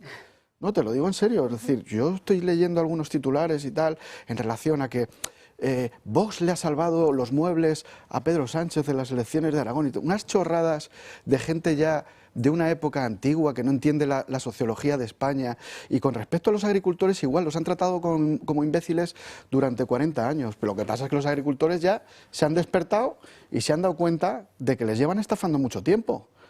Es decir, que el señor Cañete, por ejemplo, que era ministro de Agricultura, era el comisario de Cambio Climático que impulsó el Acuerdo de París, y el Acuerdo de París al final se transpone en el Pacto Verde Europeo, y que es lo que hace es hacerle la vida imposible a los agricultores y ganaderos con todas estas cuestiones de la emisión de CO2.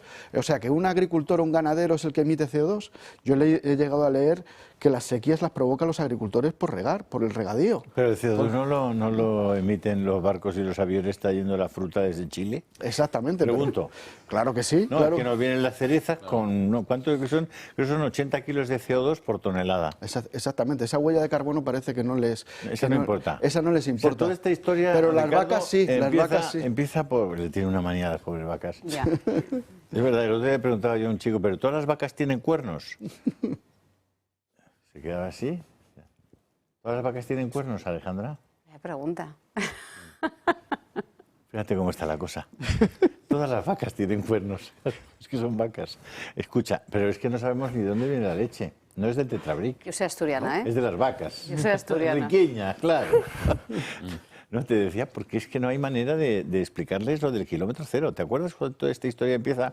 Porque había muchas emisiones de CO2 y entonces lo que había que hacer era tener huertos cerquita de donde estaba, del pueblo, y pues traer todos los alimentos de lo más cerca posible. De la granja a la mesa se llama la estrategia. De la granja a la mesa. Pues de la granja a la mesa hemos acabado en Argentina y en Chile trayendo las terneras. Dice, pero vamos a ver. Y la piña de Indonesia. Es asturiana, que le digan a esta señora asturiana que hay que traer las vacas desde tal. Dice, no, hombre, no, que eso contamina un montón. Claro. O sea, la estrategia es de la granja a la mesa y luego traemos toneladas, millones de toneladas de productos agroalimentarios en barcos que echan muchísimas emisiones de CO2 y las importamos aquí al espacio económico europeo para hacer bajar los precios y arruinar al sector agrario.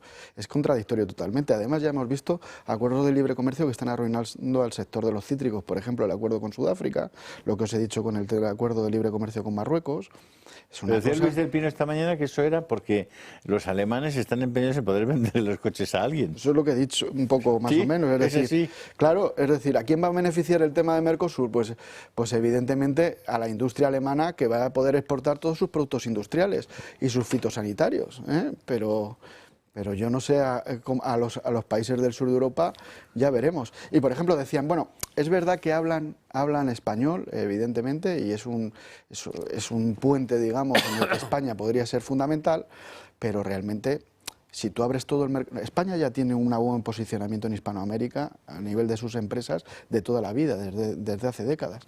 Pero cuando tú abres Mercosur a los países del norte de Europa, a las multinacionales holandesas y alemanas, yo creo que esas multinacionales lo que van a hacer es que van a copar más el mercado en Hispanoamérica, contratarán a los CEOs españoles que hablan español, pero las empresas españolas van a tener ahí una competencia importante. Entonces, no sé hasta qué punto, como dicen algunos, nos va a beneficiar. Si nosotros ya teníamos una relación privilegiada con Hispanoamérica, que podíamos haber potenciado con acuerdos con otros países, por ejemplo con Estados Unidos o tal, si resulta que tú abres Mercosur a los alemanes, a través de sus empresas transnacionales y sus multinacionales, lo que van a hacer es que nos van a quitar la preferencia que teníamos nosotros en el sistema hispanoamericano, o en el mundo hispanoamericano de esos países, y van a entrar a tope, ¿no? Entonces, no sé hasta qué punto, pues evidentemente yo creo que hay un compromiso claro durante muchísimos años del Partido Popular, también el español, que tendrá intereses,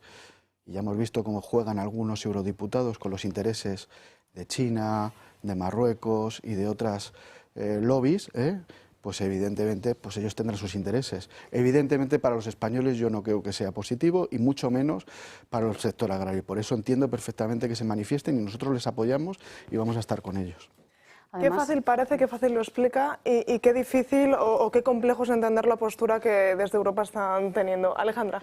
No, bueno, decirle a Ricardo que además la estafa que sufren los agricultores en general es triple, porque ya no solamente es en el ámbito de negocio, la apertura de la competitividad, pero es que luego en el ámbito del relato, que todavía esta mañana, llevamos diciéndolo varias veces en el programa, cómo se sigue machacando, ¿no? Con esa doble moralidad que no tiene ningún sentido y que es una verdadera estafa, pero es que también en el ámbito de la marginalidad, porque al final es que no tienen ni siquiera accesibilidad, ¿no? O sea, pagan los mismos impuestos, pero luego a la hora de tener un problema de salud tú no tienes los mismos servicios, no tienes los mismos derechos.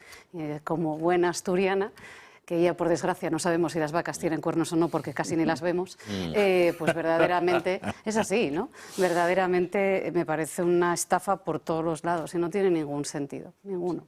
Sí, nos está avanzando en una cohesión nacional, en una cohesión territorial, como tú bien dices. Es decir, hay unas brechas increíbles porque realmente los políticos no han creado un ecosistema favorable a las familias, en los pueblos, es decir, lo que al final esto es una dictadura del número, ¿no? Entonces, al final, si hay más números, si hay más gente, pues al final, pues Madrid tiene más servicios, evidentemente, pero se está quedando abandonadas territorios enteros cercanos, como puede ser la región en la que yo vivo, Castilla-La Mancha, que está cerca de Madrid, siempre se ha compartido de manera clarísima sinergias desde el punto de vista empresarial, humano, etcétera.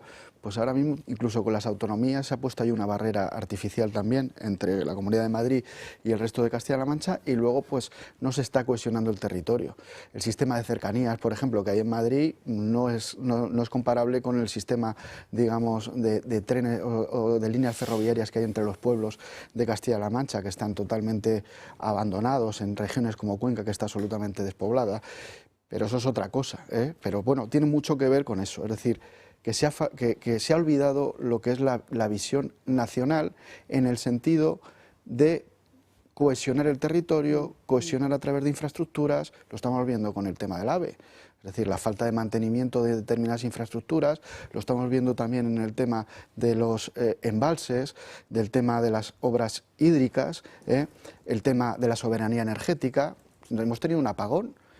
Precisamente porque el gobierno está más pendiente de cumplir objetivos ideológicos, ecofanáticos, metiendo renovables en el sistema eléctrico, que con que tengamos una energía barata, que tengamos una situación para las empresas electrointensivas y nuestra industria que sea favorable a nuestra industria. Entonces, claro, yo creo que todo al final, incluido esto que digo del sector agrario, es la falta de visión nacional, es decir, han abandonado la visión del interés nacional, del Estado nacional, al servicio de los españoles, por un sistema autonómico que lo que hace es ceder competencias a las autonomías y cederlas a Europa, y nuestros políticos están pendientes de burócratas y de determinadas élites extranjeras en vez de estar pendiente de los españoles, de su bienestar y de cohesionar España. Pero porque, Ricardo, nos están vendiendo un modelo productivo que es anti-español, para empezar, porque precisamente cuando vemos Aragón lo estamos viendo, ¿no? Como es el almacén de Amazon y de Inditex, precisamente de Amazon, ¿no? A todo el sur de Europa. Es decir, es que no tiene ningún sentido. O sea, vaciamos el campo, perdemos la soberanía, pero es que perdemos la soberanía absolutamente en todo. Nosotros aquí hemos hablado hace 2 semanas de cómo incluso esto está afectando hasta el ocio. Porque cuando hablamos del campo, y cuando tú te vas a Zaragoza hace 2 semanas, el festival que teníamos ahí era el festival de la burger, no sé qué, no sé cuánto. O sea, quiero decirte, es que al final el relato de la pérdida de soberanía te lo puedes llevar a cualquier ámbito, desde el ocio, la alimentación, al modelo productivo, etcétera, etcétera. Sí, hablas de Aragón, mira, por ejemplo, hay una polémica en Teruel con el tema de las plantas fotovoltaicas y tal.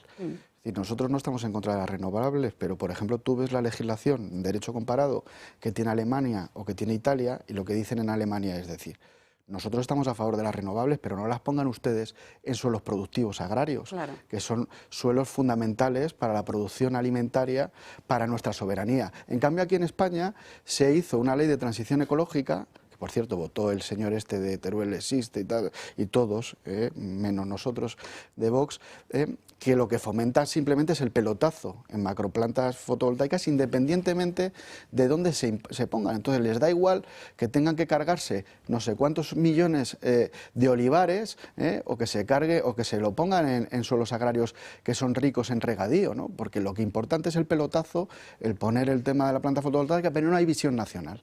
No hay visión nacional en nada.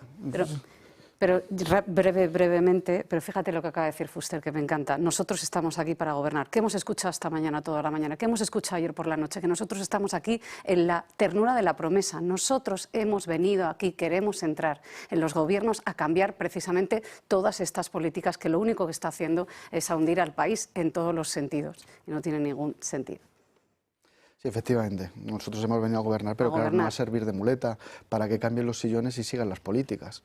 Nosotros venimos a cambiar las cosas y yo lo que veo es una soberbia por parte de determinados políticos del Partido Popular que no entienden. Es decir, fíjate, yo te diría una cosa. El Partido Socialista, cuando ha llegado a gobiernos de coalición, aunque no me gustan absolutamente nada y me repugnan los socios, pero son más leales en el sentido de llegar a acuerdos, incluso cambiar cosas en contra del interés de España, por esos aliados repugnantes que tiene el Partido Socialista, pero el Partido Popular tiene una soberbia y piensa que nosotros estamos ahí de adorno, ¿no? Entonces le planteamos cosas que son lógicas, incluso que que las asumen en otras comunidades autónomas y luego resulta que en Extremadura no las asumen. No sabemos cuántos PPs hay, no sé lo que piensan, qué estructuras tienen. Es que es una cosa muy difícil a la hora de negociar. Y es que todavía esta mañana tenemos que estar aguantando a todos los medios de comunicación diciéndonos que eso es un partido antisistema. ¿Pero de qué me estás contando? ¿Cómo que antisistema? Si vosotros sois precisamente los que estáis quitándonos a nosotros mismos de nuestras propias ciudades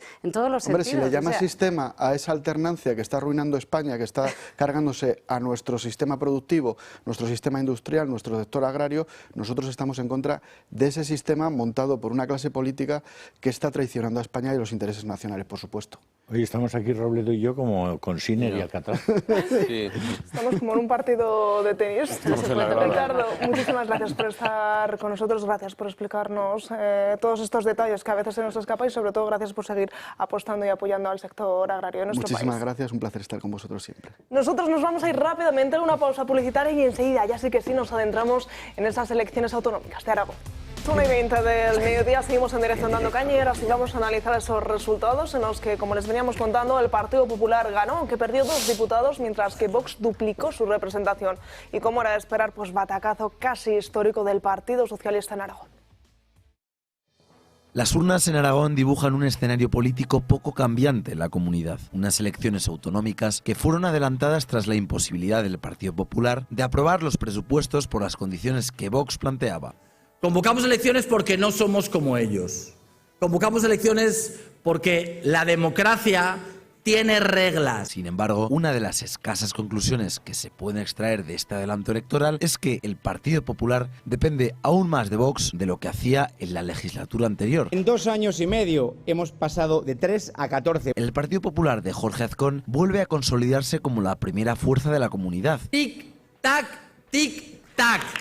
¡El sanchismo se acaba! Con una victoria que era de esperar, aunque con una bajada de 2 escaños. Hemos ganado las elecciones y eso significa que solo el Partido Popular puede formar gobierno para los próximos 4 años. El Partido Socialista continúa su caída con 5 escaños menos, igualando así el peor resultado de la historia socialista en Aragón. Desde ya asumimos el resultado de estas elecciones. El Partido Popular es aún más rehén en esta comunidad autónoma de la ultraderecha. Vox emerge reforzando tras duplicar su número de escaños en las Cortes Autonómicas, pasando de 7 diputados a 14, siendo el partido que más ha ampliado notablemente su electorado. Sí al sentido común y no a la estafa del bipartidismo. Lo que se ha demostrado es que también en Aragón se quiere el doble de Vox. Por otro lado, la Xunta aragonesista se coloca con 6 escaños con una subida de 3. Su líder, Jorge Puello, celebró el resultado y envió unas palabras al reelegido popular Jorge Azcón. Le decimos a Jorge Azcón que este es el principio de su fin,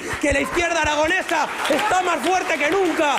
Partidos como Podemos o el Partido Aragonés Regionalista desaparecen del mapa político, perdiendo el único escaño que les quedaba para mantenerse presentes en las Cortes de Aragón. Pese a que las elecciones de Aragón han llegado en una situación no esperada, la participación ha sido incluso ligeramente superior a la de 2023, por lo que las votaciones han quedado de la siguiente forma. Ante este nuevo mapa político, para que Jorge Azcón llegue a la mayoría absoluta, que son 34 escaños, tendría que pactar con un Vox en ascenso constante. Y el Partido Popular quiere cambiar de políticas, puede contar con nosotros. O por otra parte, que el partido de Abascal se abstuviera junto con algún otro partido. Estar toda la vez.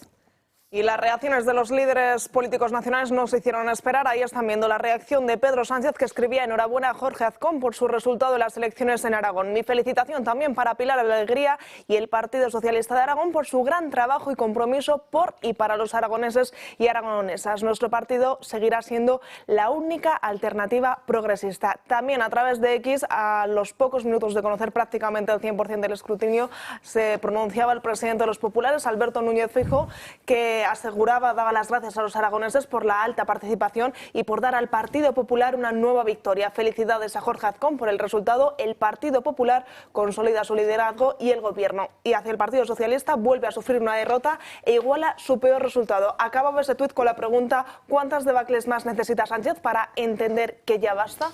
Y ahora sí, Antonio Moreno, turno de analizar esos resultados buenos para Vox, pero nada buenos para el Partido Popular, pese a que ganó las elecciones. Arturo Moreno. ¿Qué te cambiaron? Antonio se ha ido hace un rato. Bueno, da igual.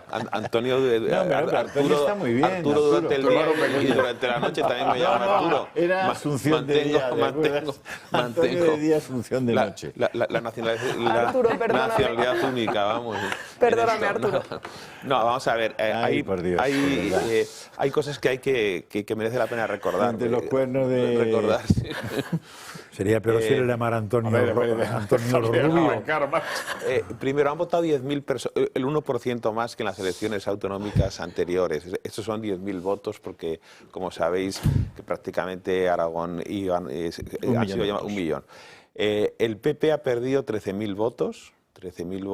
El PSOE ha perdido 38.500 y Vox ha subido 42.000.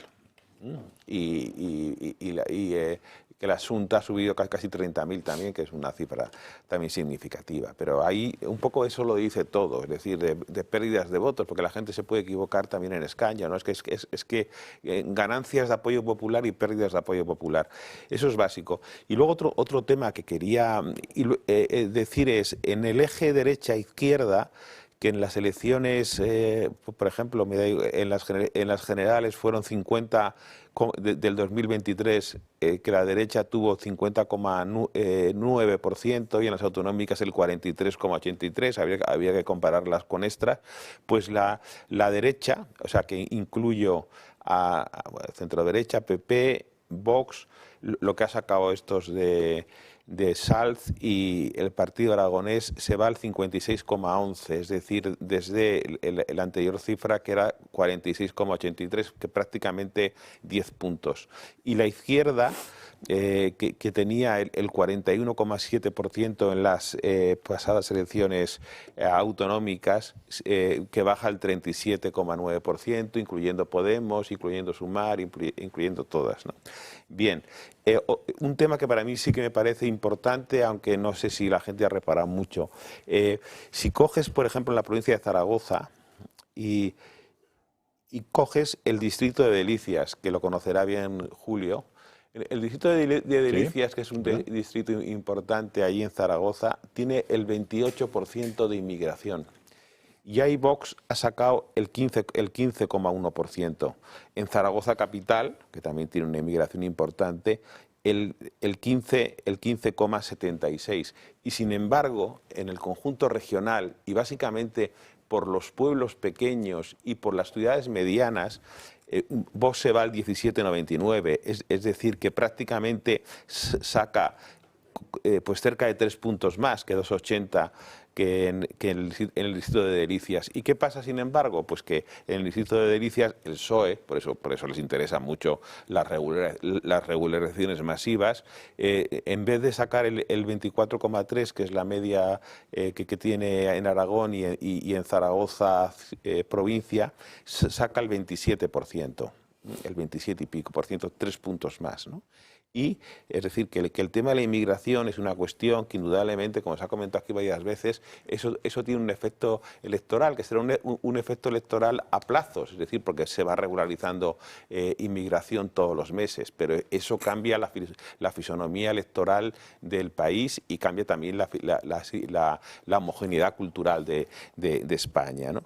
Y luego también decir que si eso es así y se ve claramente que los desniveles de voto que hay en en zonas donde hay mayor inmigración y menos inmigración y tal, que para Vox y a favor del PSOE, en contra de Vox y a favor del PSOE. Sin embargo, el PP se mantiene estable en todas las zonas, en torno al 34,3%. El voto rural y las ciudades intermedias, ahí es donde se produce un avance muy importante de Vox. Y, por ejemplo, Vox ha superado al PSOE en el 26% de los municipios de la región. Es decir, que es un salto cualitativo enorme para un partido que no tenía tanta implantación como estos dos partidos que llevan durante 11 elecciones autonómicas que ha habido repartiéndose el poder casi de forma monolítica, ¿no? Entonces, bueno, pues son detalles que podemos ver, es decir, luego pues podríamos concretar alguna cosa más, pero me parece, porque ayer hablamos muy largo y tendido de datos muy concretos, pero sí me interesa el reflejo de las pérdidas y ganancias que ha tenido cada partido en las elecciones y también ver cómo el tema de la inmigración, que tiene incidencias y en distritos con mucha inmigración hay una subida del PSOE por encima de la media y bajada de Vox, al PP prácticamente sin elástico a eso, y luego la importancia, que eso ha sido un acierto a la campaña electoral, de centrarse Vox en los distritos, en los municipios pequeños y en las ciudades intermedias, que donde tiene un resultado por encima. Sí, no, a ver, comentarios muy breves, pero yo ayer como veía el programa de esta casa y de vez en cuando hacía excursiones, lo típico de Zape, porque no puedo estar quieto. Pero me chocó mucho, para bien, creo que fueron los comentarios de Mario Garcés, sobre el tema de las provincias de Teruel y Huesca, de que si eso se extrapolaba, que no nos creyéramos que el PP se disparaba y el PSOE se hundía, sino que, como él decía, en Huesca y en Teruel, supongo por eso tú lo sabes, decía, como son ahora mismo el PP, de diputados nacionales, la extrapolación, son 2 del PP y 1 del PSOE, si entra Vox, con ese sería 1 del PP, 1 de Vox y 1 del PSOE. Sí. Con lo cual, solamente una apreciación con lo que estás diciendo. En Huesca ha sacado el 18% Vox y el PP el 33-34%. Entonces, o sea, que PP no dobla a Vox, con lo cual ese escaño sería para Vox. En Teruel ha sacado Vox el 20 y tantos % y el PP el 28%. Eso es seguro para Vox. Es decir, que el PP perdería 2 escaños en Aragón, sin contar Zaragoza, que también puede perder un tercero, y Vox ganaría por lo menos 2. Que claro, pero el PSOE se queda igual el PSOE se queda que igual. En las anteriores. Sí, exacto, y eso es importante que la gente lo tenga en cuenta. O sea, que esas extrapolaciones tan rápidas de si el resultado de Aragón y Extremadura se transpone, pues a la derecha es la pera y el PSOE se queda arruinado, pues cuidado, porque puede ser que modifique muy poquita cosa, ¿eh? Y después, eso es un asunto, si analizamos los resultados, porque es que en el programa se dijo todo, que por cierto había mucha diferencia entre el programa de aquí y el resto de cadenas, mucha diferencia. Un grandísimo programa. Sí, porque el resto de cadenas era los periodistas de cada grupo colocando su mensaje, ¿no? Y aquí te encontrabas con 4 señores que iban por libre cada uno, que decía lo que había pensado y habían trabajado y que sabían del tema, con lo cual no notabas consignas detrás. Pues eso me parece que es muy chocante. En honor a la verdad, en la polémica entre Alejandra Asturiana y tú, biólogo, ha ganado Alejandra. Porque hay vacas que no tienen cuernos, que son mochas. Las Hereford y las Angus. No tienen cuernos. Esos eran adefesios de vaca. Las Angus es una carne muy considerable. Así que la asturiana ha prevalecido sobre el biólogo. Esos son de migración ilegal, ¿no? No, son vacas que no tienen cuernos. Esto va a traer mucha cola en mi casa, que lo sepas. Por tanto, la asturiana tenía... Esto se lo he preguntado. Repasaré los apuntes de quinto, porque era donde estudiábamos la zoología, no todas las vacas los vertebrados. De todas formas, yo he dicho que con tema de los cuernos y las vacas yo mejor lo dejo pasar. No, pero has dicho que eras asturiana, ¿no? Sí, eso lo has remarcado. Ahora no te bajes de la digresión, no te bajes de la digresión. Miguel, ¿algo más que añadir sobre Aragón que no hayamos dicho?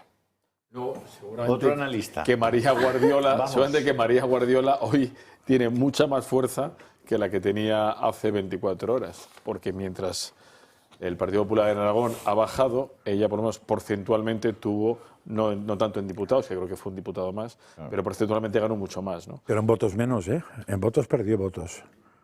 Sí. Sí, pero porcentualmente pero claro, ella lo puede esgrimir. De las 3 posibles ventas, tiene 2 positivas y el otro no tiene ninguna. Ahora, también te digo una cosa, que están haciendo ahora mismo novenas en Génova, no tengo la menor duda, con lo que les viene, el calendario inmediato que les viene. Castilla y León. Castilla y León, y luego Andalucía, vamos a ver, porque... Andalucía es... Ya, bueno, Andalucía junio, es obligatorio. Mayo, y Castilla y León también. No, en junio, en mayo-junio. Castilla y León también. El 15 de marzo es Castilla y León. En Castilla y León ya es... Sí, toca. Ya toca. O sea, las únicas adelantadas... Han sido Extremadura Las y únicas Aragón. adelantadas son estas, las otras son las que tocan.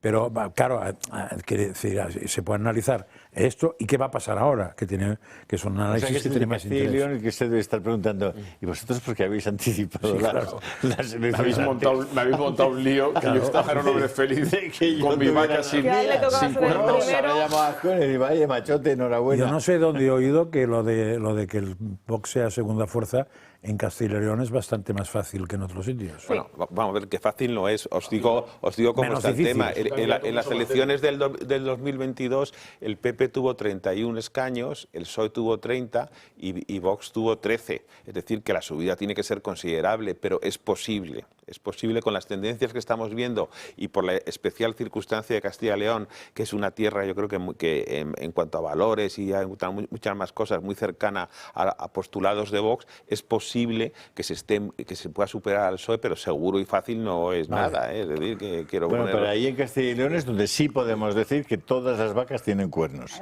Todas tienen Porque no cuernos. hay Hereford ni Angus. Bueno, pero hay unas holandesas por ahí en el norte de Burgos que no sé yo, esas que son blancas. Dejadme hablar de Comunidad Solar porque hoy nos acompaña Paco Rajageles, fundador de Comunidad Solar, una empresa española que impulsa un nuevo modelo energético accesible y sostenible. Las comunidades energéticas de proximidad, gracias a las cuales miles de personas pueden consumir energía solar sin instalar placas en su tejado y ahorrar en su factura de la luz. Muy buenas tardes, Paco. ¿Qué son exactamente las comunidades energéticas de proximidad?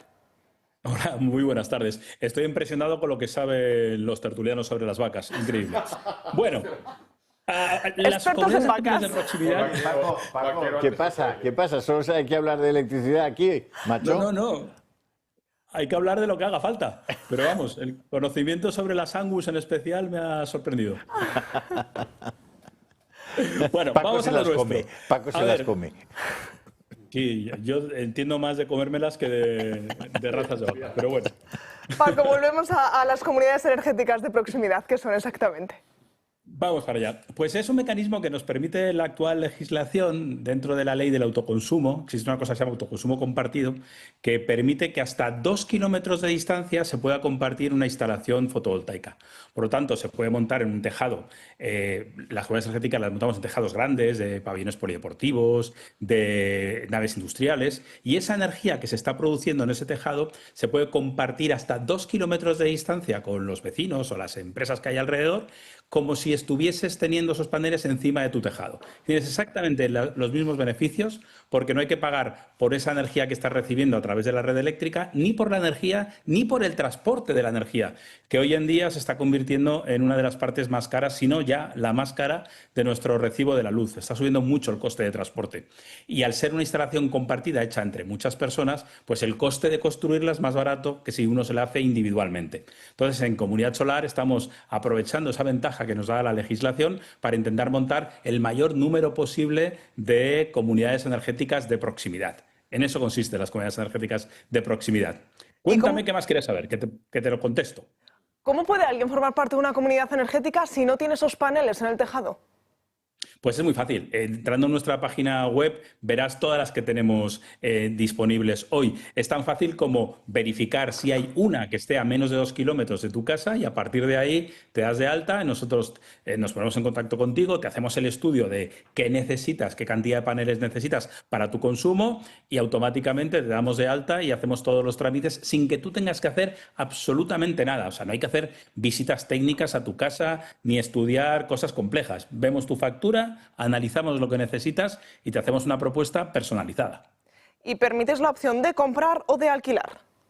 Vale. Eso depende de la cubierta. Si hemos conseguido un acuerdo con un ayuntamiento o en un tejado privado de una empresa, tenemos un modelo en el que puedes puedes comprar tus paneles y tener que hacer una inversión, pero también tener un ahorro muy, muy grande, o en otros casos tenemos solo la posibilidad de que alquiles los paneles, que tienes la ventaja de que no tienes que hacer ningún tipo de inversión y el ahorro es del 30% sin inversión, con lo cual también es fantástico. Dependiendo de la situación de esa cubierta, si es privado o particular, podemos tener un modelo u otro. Y eso es caso a caso. Hay que entrar en la web y ver la que tenemos cerca de tu casa, qué modelo tiene.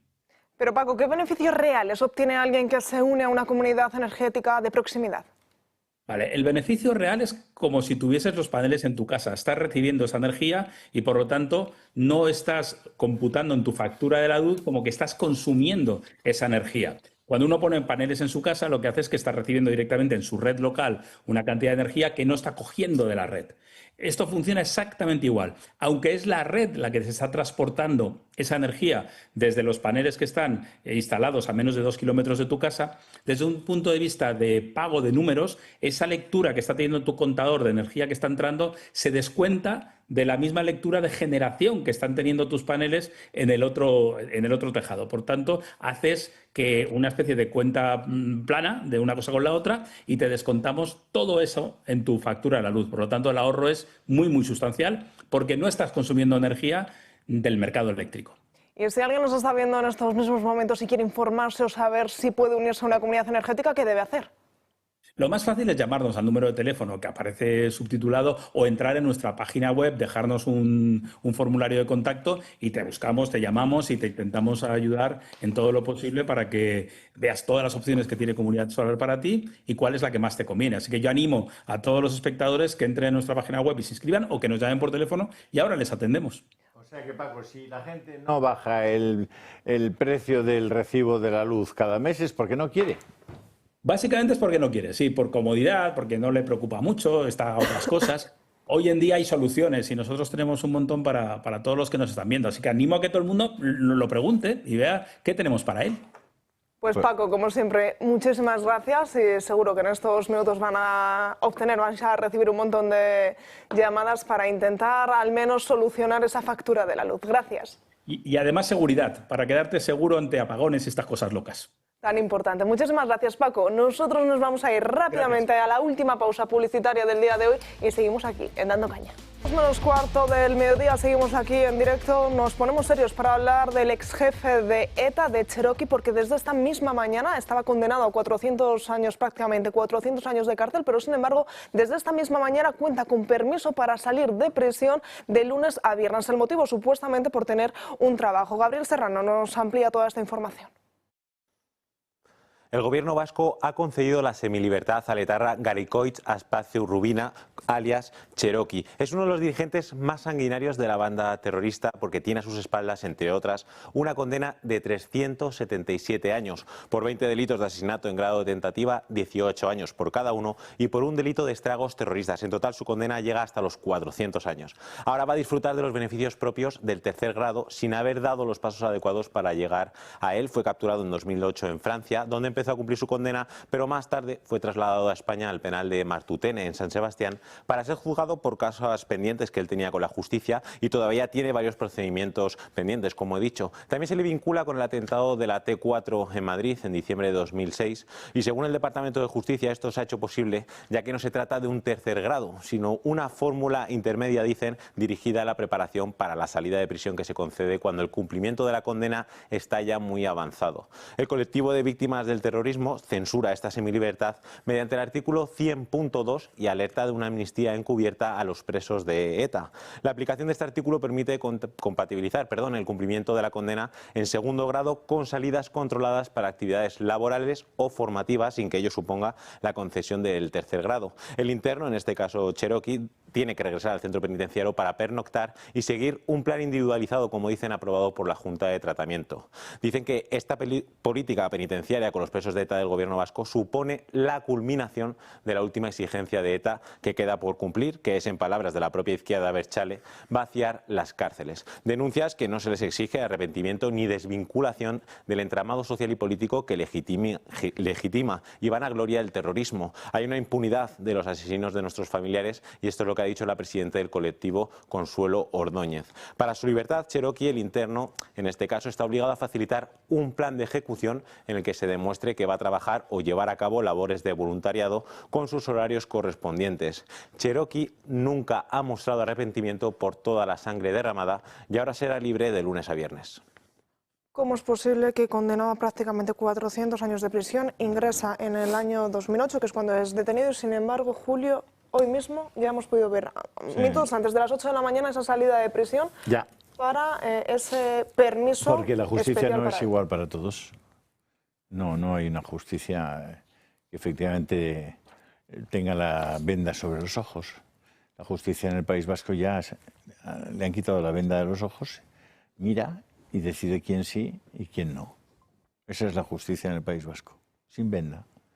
Y además hay otra condición que es importantísima, que va contra la ley lo que están haciendo, porque para que la Junta de la Prisión decida que ese señor puede salir en libertad condicional, tiene que comprobar, y para eso hay un psicólogo o una psicóloga en cada centro, que le hacen una entrevista y junto con otros asesores, otros asistentes, y deciden si esa persona se ha arrepentido, si ha manifestado arrepentimiento por lo que hizo.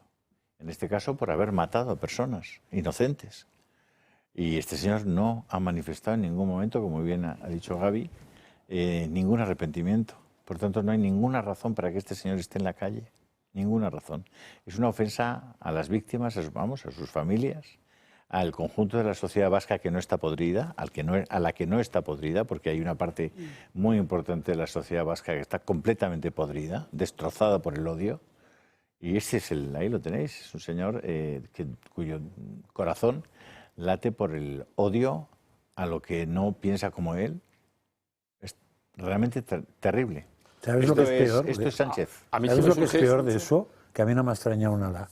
Pero yo lo resumo en una pregunta. Es decir, si este Cherokee hubiera estado bajo la tutela de la justicia española nacional y no en un régimen transferido al PNV, transferido al gobierno vasco, ¿este señor estaría en la calle? No. Depende de las condiciones que hubiera puesto alguien. Y además no es un tercer grado. Han hecho ahí un pastiz que hubiera sido difícilmente asumible si hubiera estado en Ciudad Real.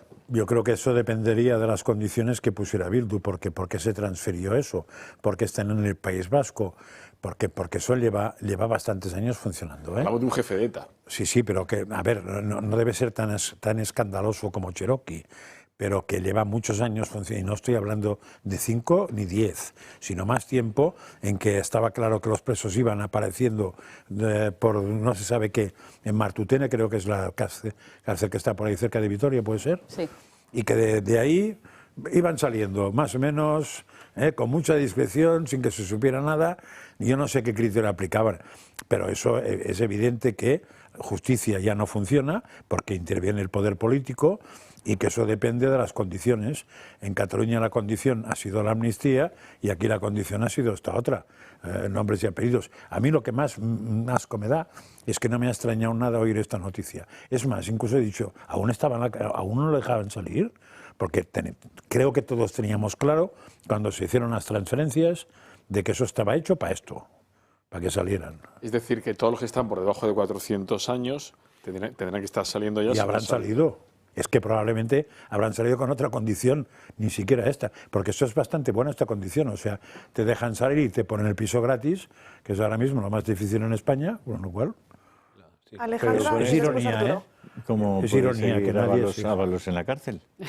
Ábalos al final solo ha robado. No ha matado casi a nadie. Robar y matar, yo creo que es peor matar, ¿o no? Sí. ¿No? ¿Es más grave matar? Depende a quién. Además no se puede reponer, ¿no? Depende a quién. Ya. Por eso, como no se puede reponer, no tienes que hacer nada. Pero Ábalos no te mantiene en el poder y Bildu sí. Terrible. No. Terrible. Esa es la razón. No, bueno, pues lo hemos dicho al principio del programa, que este es el resultado de una España gobernada en manos de los enemigos del propio país, y que aquí tenemos un gobierno de coalición que la señora se llama María Jesús San José López, consejera de Justicia y Derechos Humanos, y que gracias a ella está pasando esto, y que hay una treintena de presos que gracias, como bien indicaba ahora Miguel, a que le hemos cedido las competencias penitenciarias, pues está pasando esto, y que matar y asesinar en España pues sale muy barato. Creo que no era Martutene, sino Nanclares, y era la vía Nanclares lo que yo estaba hablando. No, estaba en Martutene ahora. Sí, pero la vía Nanclares, efectivamente. Lo que empezó hace mucho tiempo era la vía Nanclares. Arturo. Sí, vamos a ver, yo creo que la vocación delincuencial de Sánchez tiene aquí un ejemplo, el ejemplo quizá más sangriento y más maligno, es decir, que les dio las competencias penitenciarias y otras muchas cosas a cambio de la investidura y del apoyo que están teniendo los independentistas, más que independentistas, los legatarios de ETA en las instituciones españolas, ¿no? Que están permitiendo que Sánchez continúe en el poder, ¿no?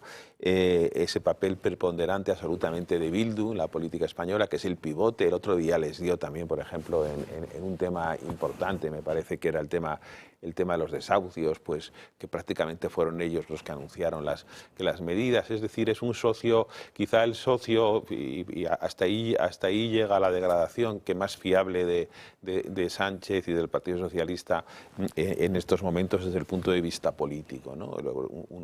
Una panda de asesinos, ¿no? Que solo se quedan las víctimas, ¿no? Realmente te da esto mucha pena, verdad, memoria, dignidad y justicia pues están siendo pisoteadas por un gobierno de gente que no cree en la democracia ni en la dignidad humana, ¿no? Porque es la salida de la cárcel del que ha sido jefe de ETA hasta el 2008, que fue condenado a 400 años y con muchos asesinatos autorizados por él o cometidos por él. Tal. Es un señor que en ningún momento ha mostrado ningún tipo de arrepentimiento, sino que su actitud ha sido desafiante, ¿no? Y por lo tanto esto es una burla y una indignidad completa con las víctimas, ¿no? Hay todavía 350 asesinatos de ETA sin esclarecer, muchos de ellos autorizados o perpetrados por este hijo de tal, ¿no? Es decir, han asesinado, han extorsionado, han secuestrado, han puesto una pistola en la nuca durante muchísimos años a la sociedad española, y ahora nos encontramos que la sociedad española, no digo que mayoritariamente, porque hay muchas personas que todo esto nos repugna y que estamos dispuestos a seguir luchando por la causa y por la memoria de las víctimas, pero ha renunciado un poco a la reparación del daño, ¿no? Que la reparación del daño, que era una cuestión básica de la democracia, que en el ADN de cualquier persona que ame este país y que además esté comprometido con los valores constitucionales y con la democracia, está el tema de ETA, ¿no? como una cuestión prioritaria. Alejandro. Nada, que esto no se resuelve poniendo a Vito Quiles en el final de una campaña, ni invitando al grupo musical. Vamos a abrir en estos últimos minutos que nos queda de programa esa página internacional y nos vamos a ir hasta Portugal, porque ya saben, ayer se celebraron esas elecciones nacionales en las que ganó la izquierda. Portugal ha celebrado una jornada electoral que marca la política del país para los próximos 5 años. 2 vueltas electorales que han enfrentado al socialista António José Seguro y al líder de la derecha, André Ventura. Una primera vuelta celebrada el 18 de enero que mostró una fragmentación inédita en la política portuguesa, en la que ninguno de los candidatos consiguió el 50% de los votos. Hasta que llegó esa segunda vuelta en la que António José Seguro obtenía una victoria contundente frente a Ventura, con más del 30% de los votos de ventaja. Seguro, como veterano del Partido Socialista, ha vuelto tras 10 años a la escena política con un discurso moderado que apela a la unidad democrática. Este es un tiempo nuevo, un tiempo en el que tenemos que movilizarnos en torno a las soluciones para responder a los problemas de las personas, en el que la política tiene que ser consciente de que, si no es capaz de converger en la búsqueda de soluciones duraderas, irá perdiendo cada vez más apoyo hacia lo político, hacia el Estado y hacia la democracia. Un discurso que convencía hasta el exlíder del partido Centro Democrático Social, Partido Popular, Paulo Portas, que alabó a Seguro anunciando que votaría por él en esta segunda vuelta. Por su parte, Ventura, el líder de Chega, ha conseguido el mejor resultado de la derecha en Portugal, con un discurso crítico con las élites y centrado en el control de la inmigración. Un resultado que pone sobre el tablero político un discurso izquierdista y una respuesta a la polarización de los discursos políticos del momento. consejero. Pues ahí veíamos ese resumen de todo lo que fue ese día electoral en Portugal y llamaba la atención cómo el propio Partido Popular, la parte derecha de Portugal, había pedido incluso el voto para los socialistas para que de esta manera André Ventura no llegase al poder. Llama la atención. Bueno, eso es el sistema europeo, ¿no? Bueno, una sonrisilla. El sistema, ya lo explicaba antes, en Chile pasó y han estado 4 años purgando, supongo que no repetirán.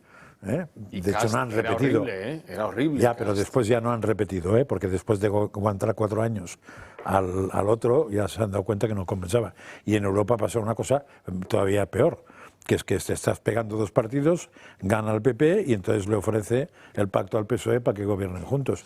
O sea, con ese sistema yo no sé qué pretenden. Hombre, lo que hay que ver también es que Chega se convierte, o sea, con estas elecciones es la gran oposición. 4 años. Es el número 2, sí. Es decir, ya no hay discusión. O menos, porque las presidenciales son una cosa y las legislativas son otra. Con lo cual sí, veremos cuánto falta por las legislativas. Sí. Julio, comenzabas el programa hablando de los 4 consejeros del Partido Popular que se encuentran dentro de esa dirección, dentro de ese Consejo de Radio Televisión Española. Ahí vamos a ver. Son las personas que por 115 o 120.000 euros al año son cómplices de lo que está haciendo todo el día Televisión Española con el dinero de los españoles. Es una manipulación sectaria, falsaria, antiperiodística, antiprofesional, haciendo un daño enorme a la sociedad española, a la que obligan a odiar, a polarizarse, a radicalizarse. Pues estos son a cambio de dinero, lo hacen a cambio de dinero, impulsados por el Partido Popular. Que el Partido Popular no sea capaz de decirles, oiga, basta ya. Pues sí, el Partido Popular es el que se ha nombrado. Están dentro de la cuota que han pactado el Partido Popular. Es decir, que cuota directa. Tiene mucho más culpa el partido todavía que estos señores, porque estos señores han aceptado una regalía. Pues que no tenían que haber aceptado porque es un tema indigno, pero desde luego el Partido Popular ha entrado en ese juego. Pues sobre esto seguiremos hablando en los próximos días, pero hemos llegado al final del programa de hoy. Gracias, como siempre, por acompañarme aquí en mesa y gracias a ustedes por una mañana más acompañarnos durante estas 2 últimas horas. Yo les cito mañana, como siempre, a partir de las 12 del mediodía. Disfruten de la tarde. Hasta mañana.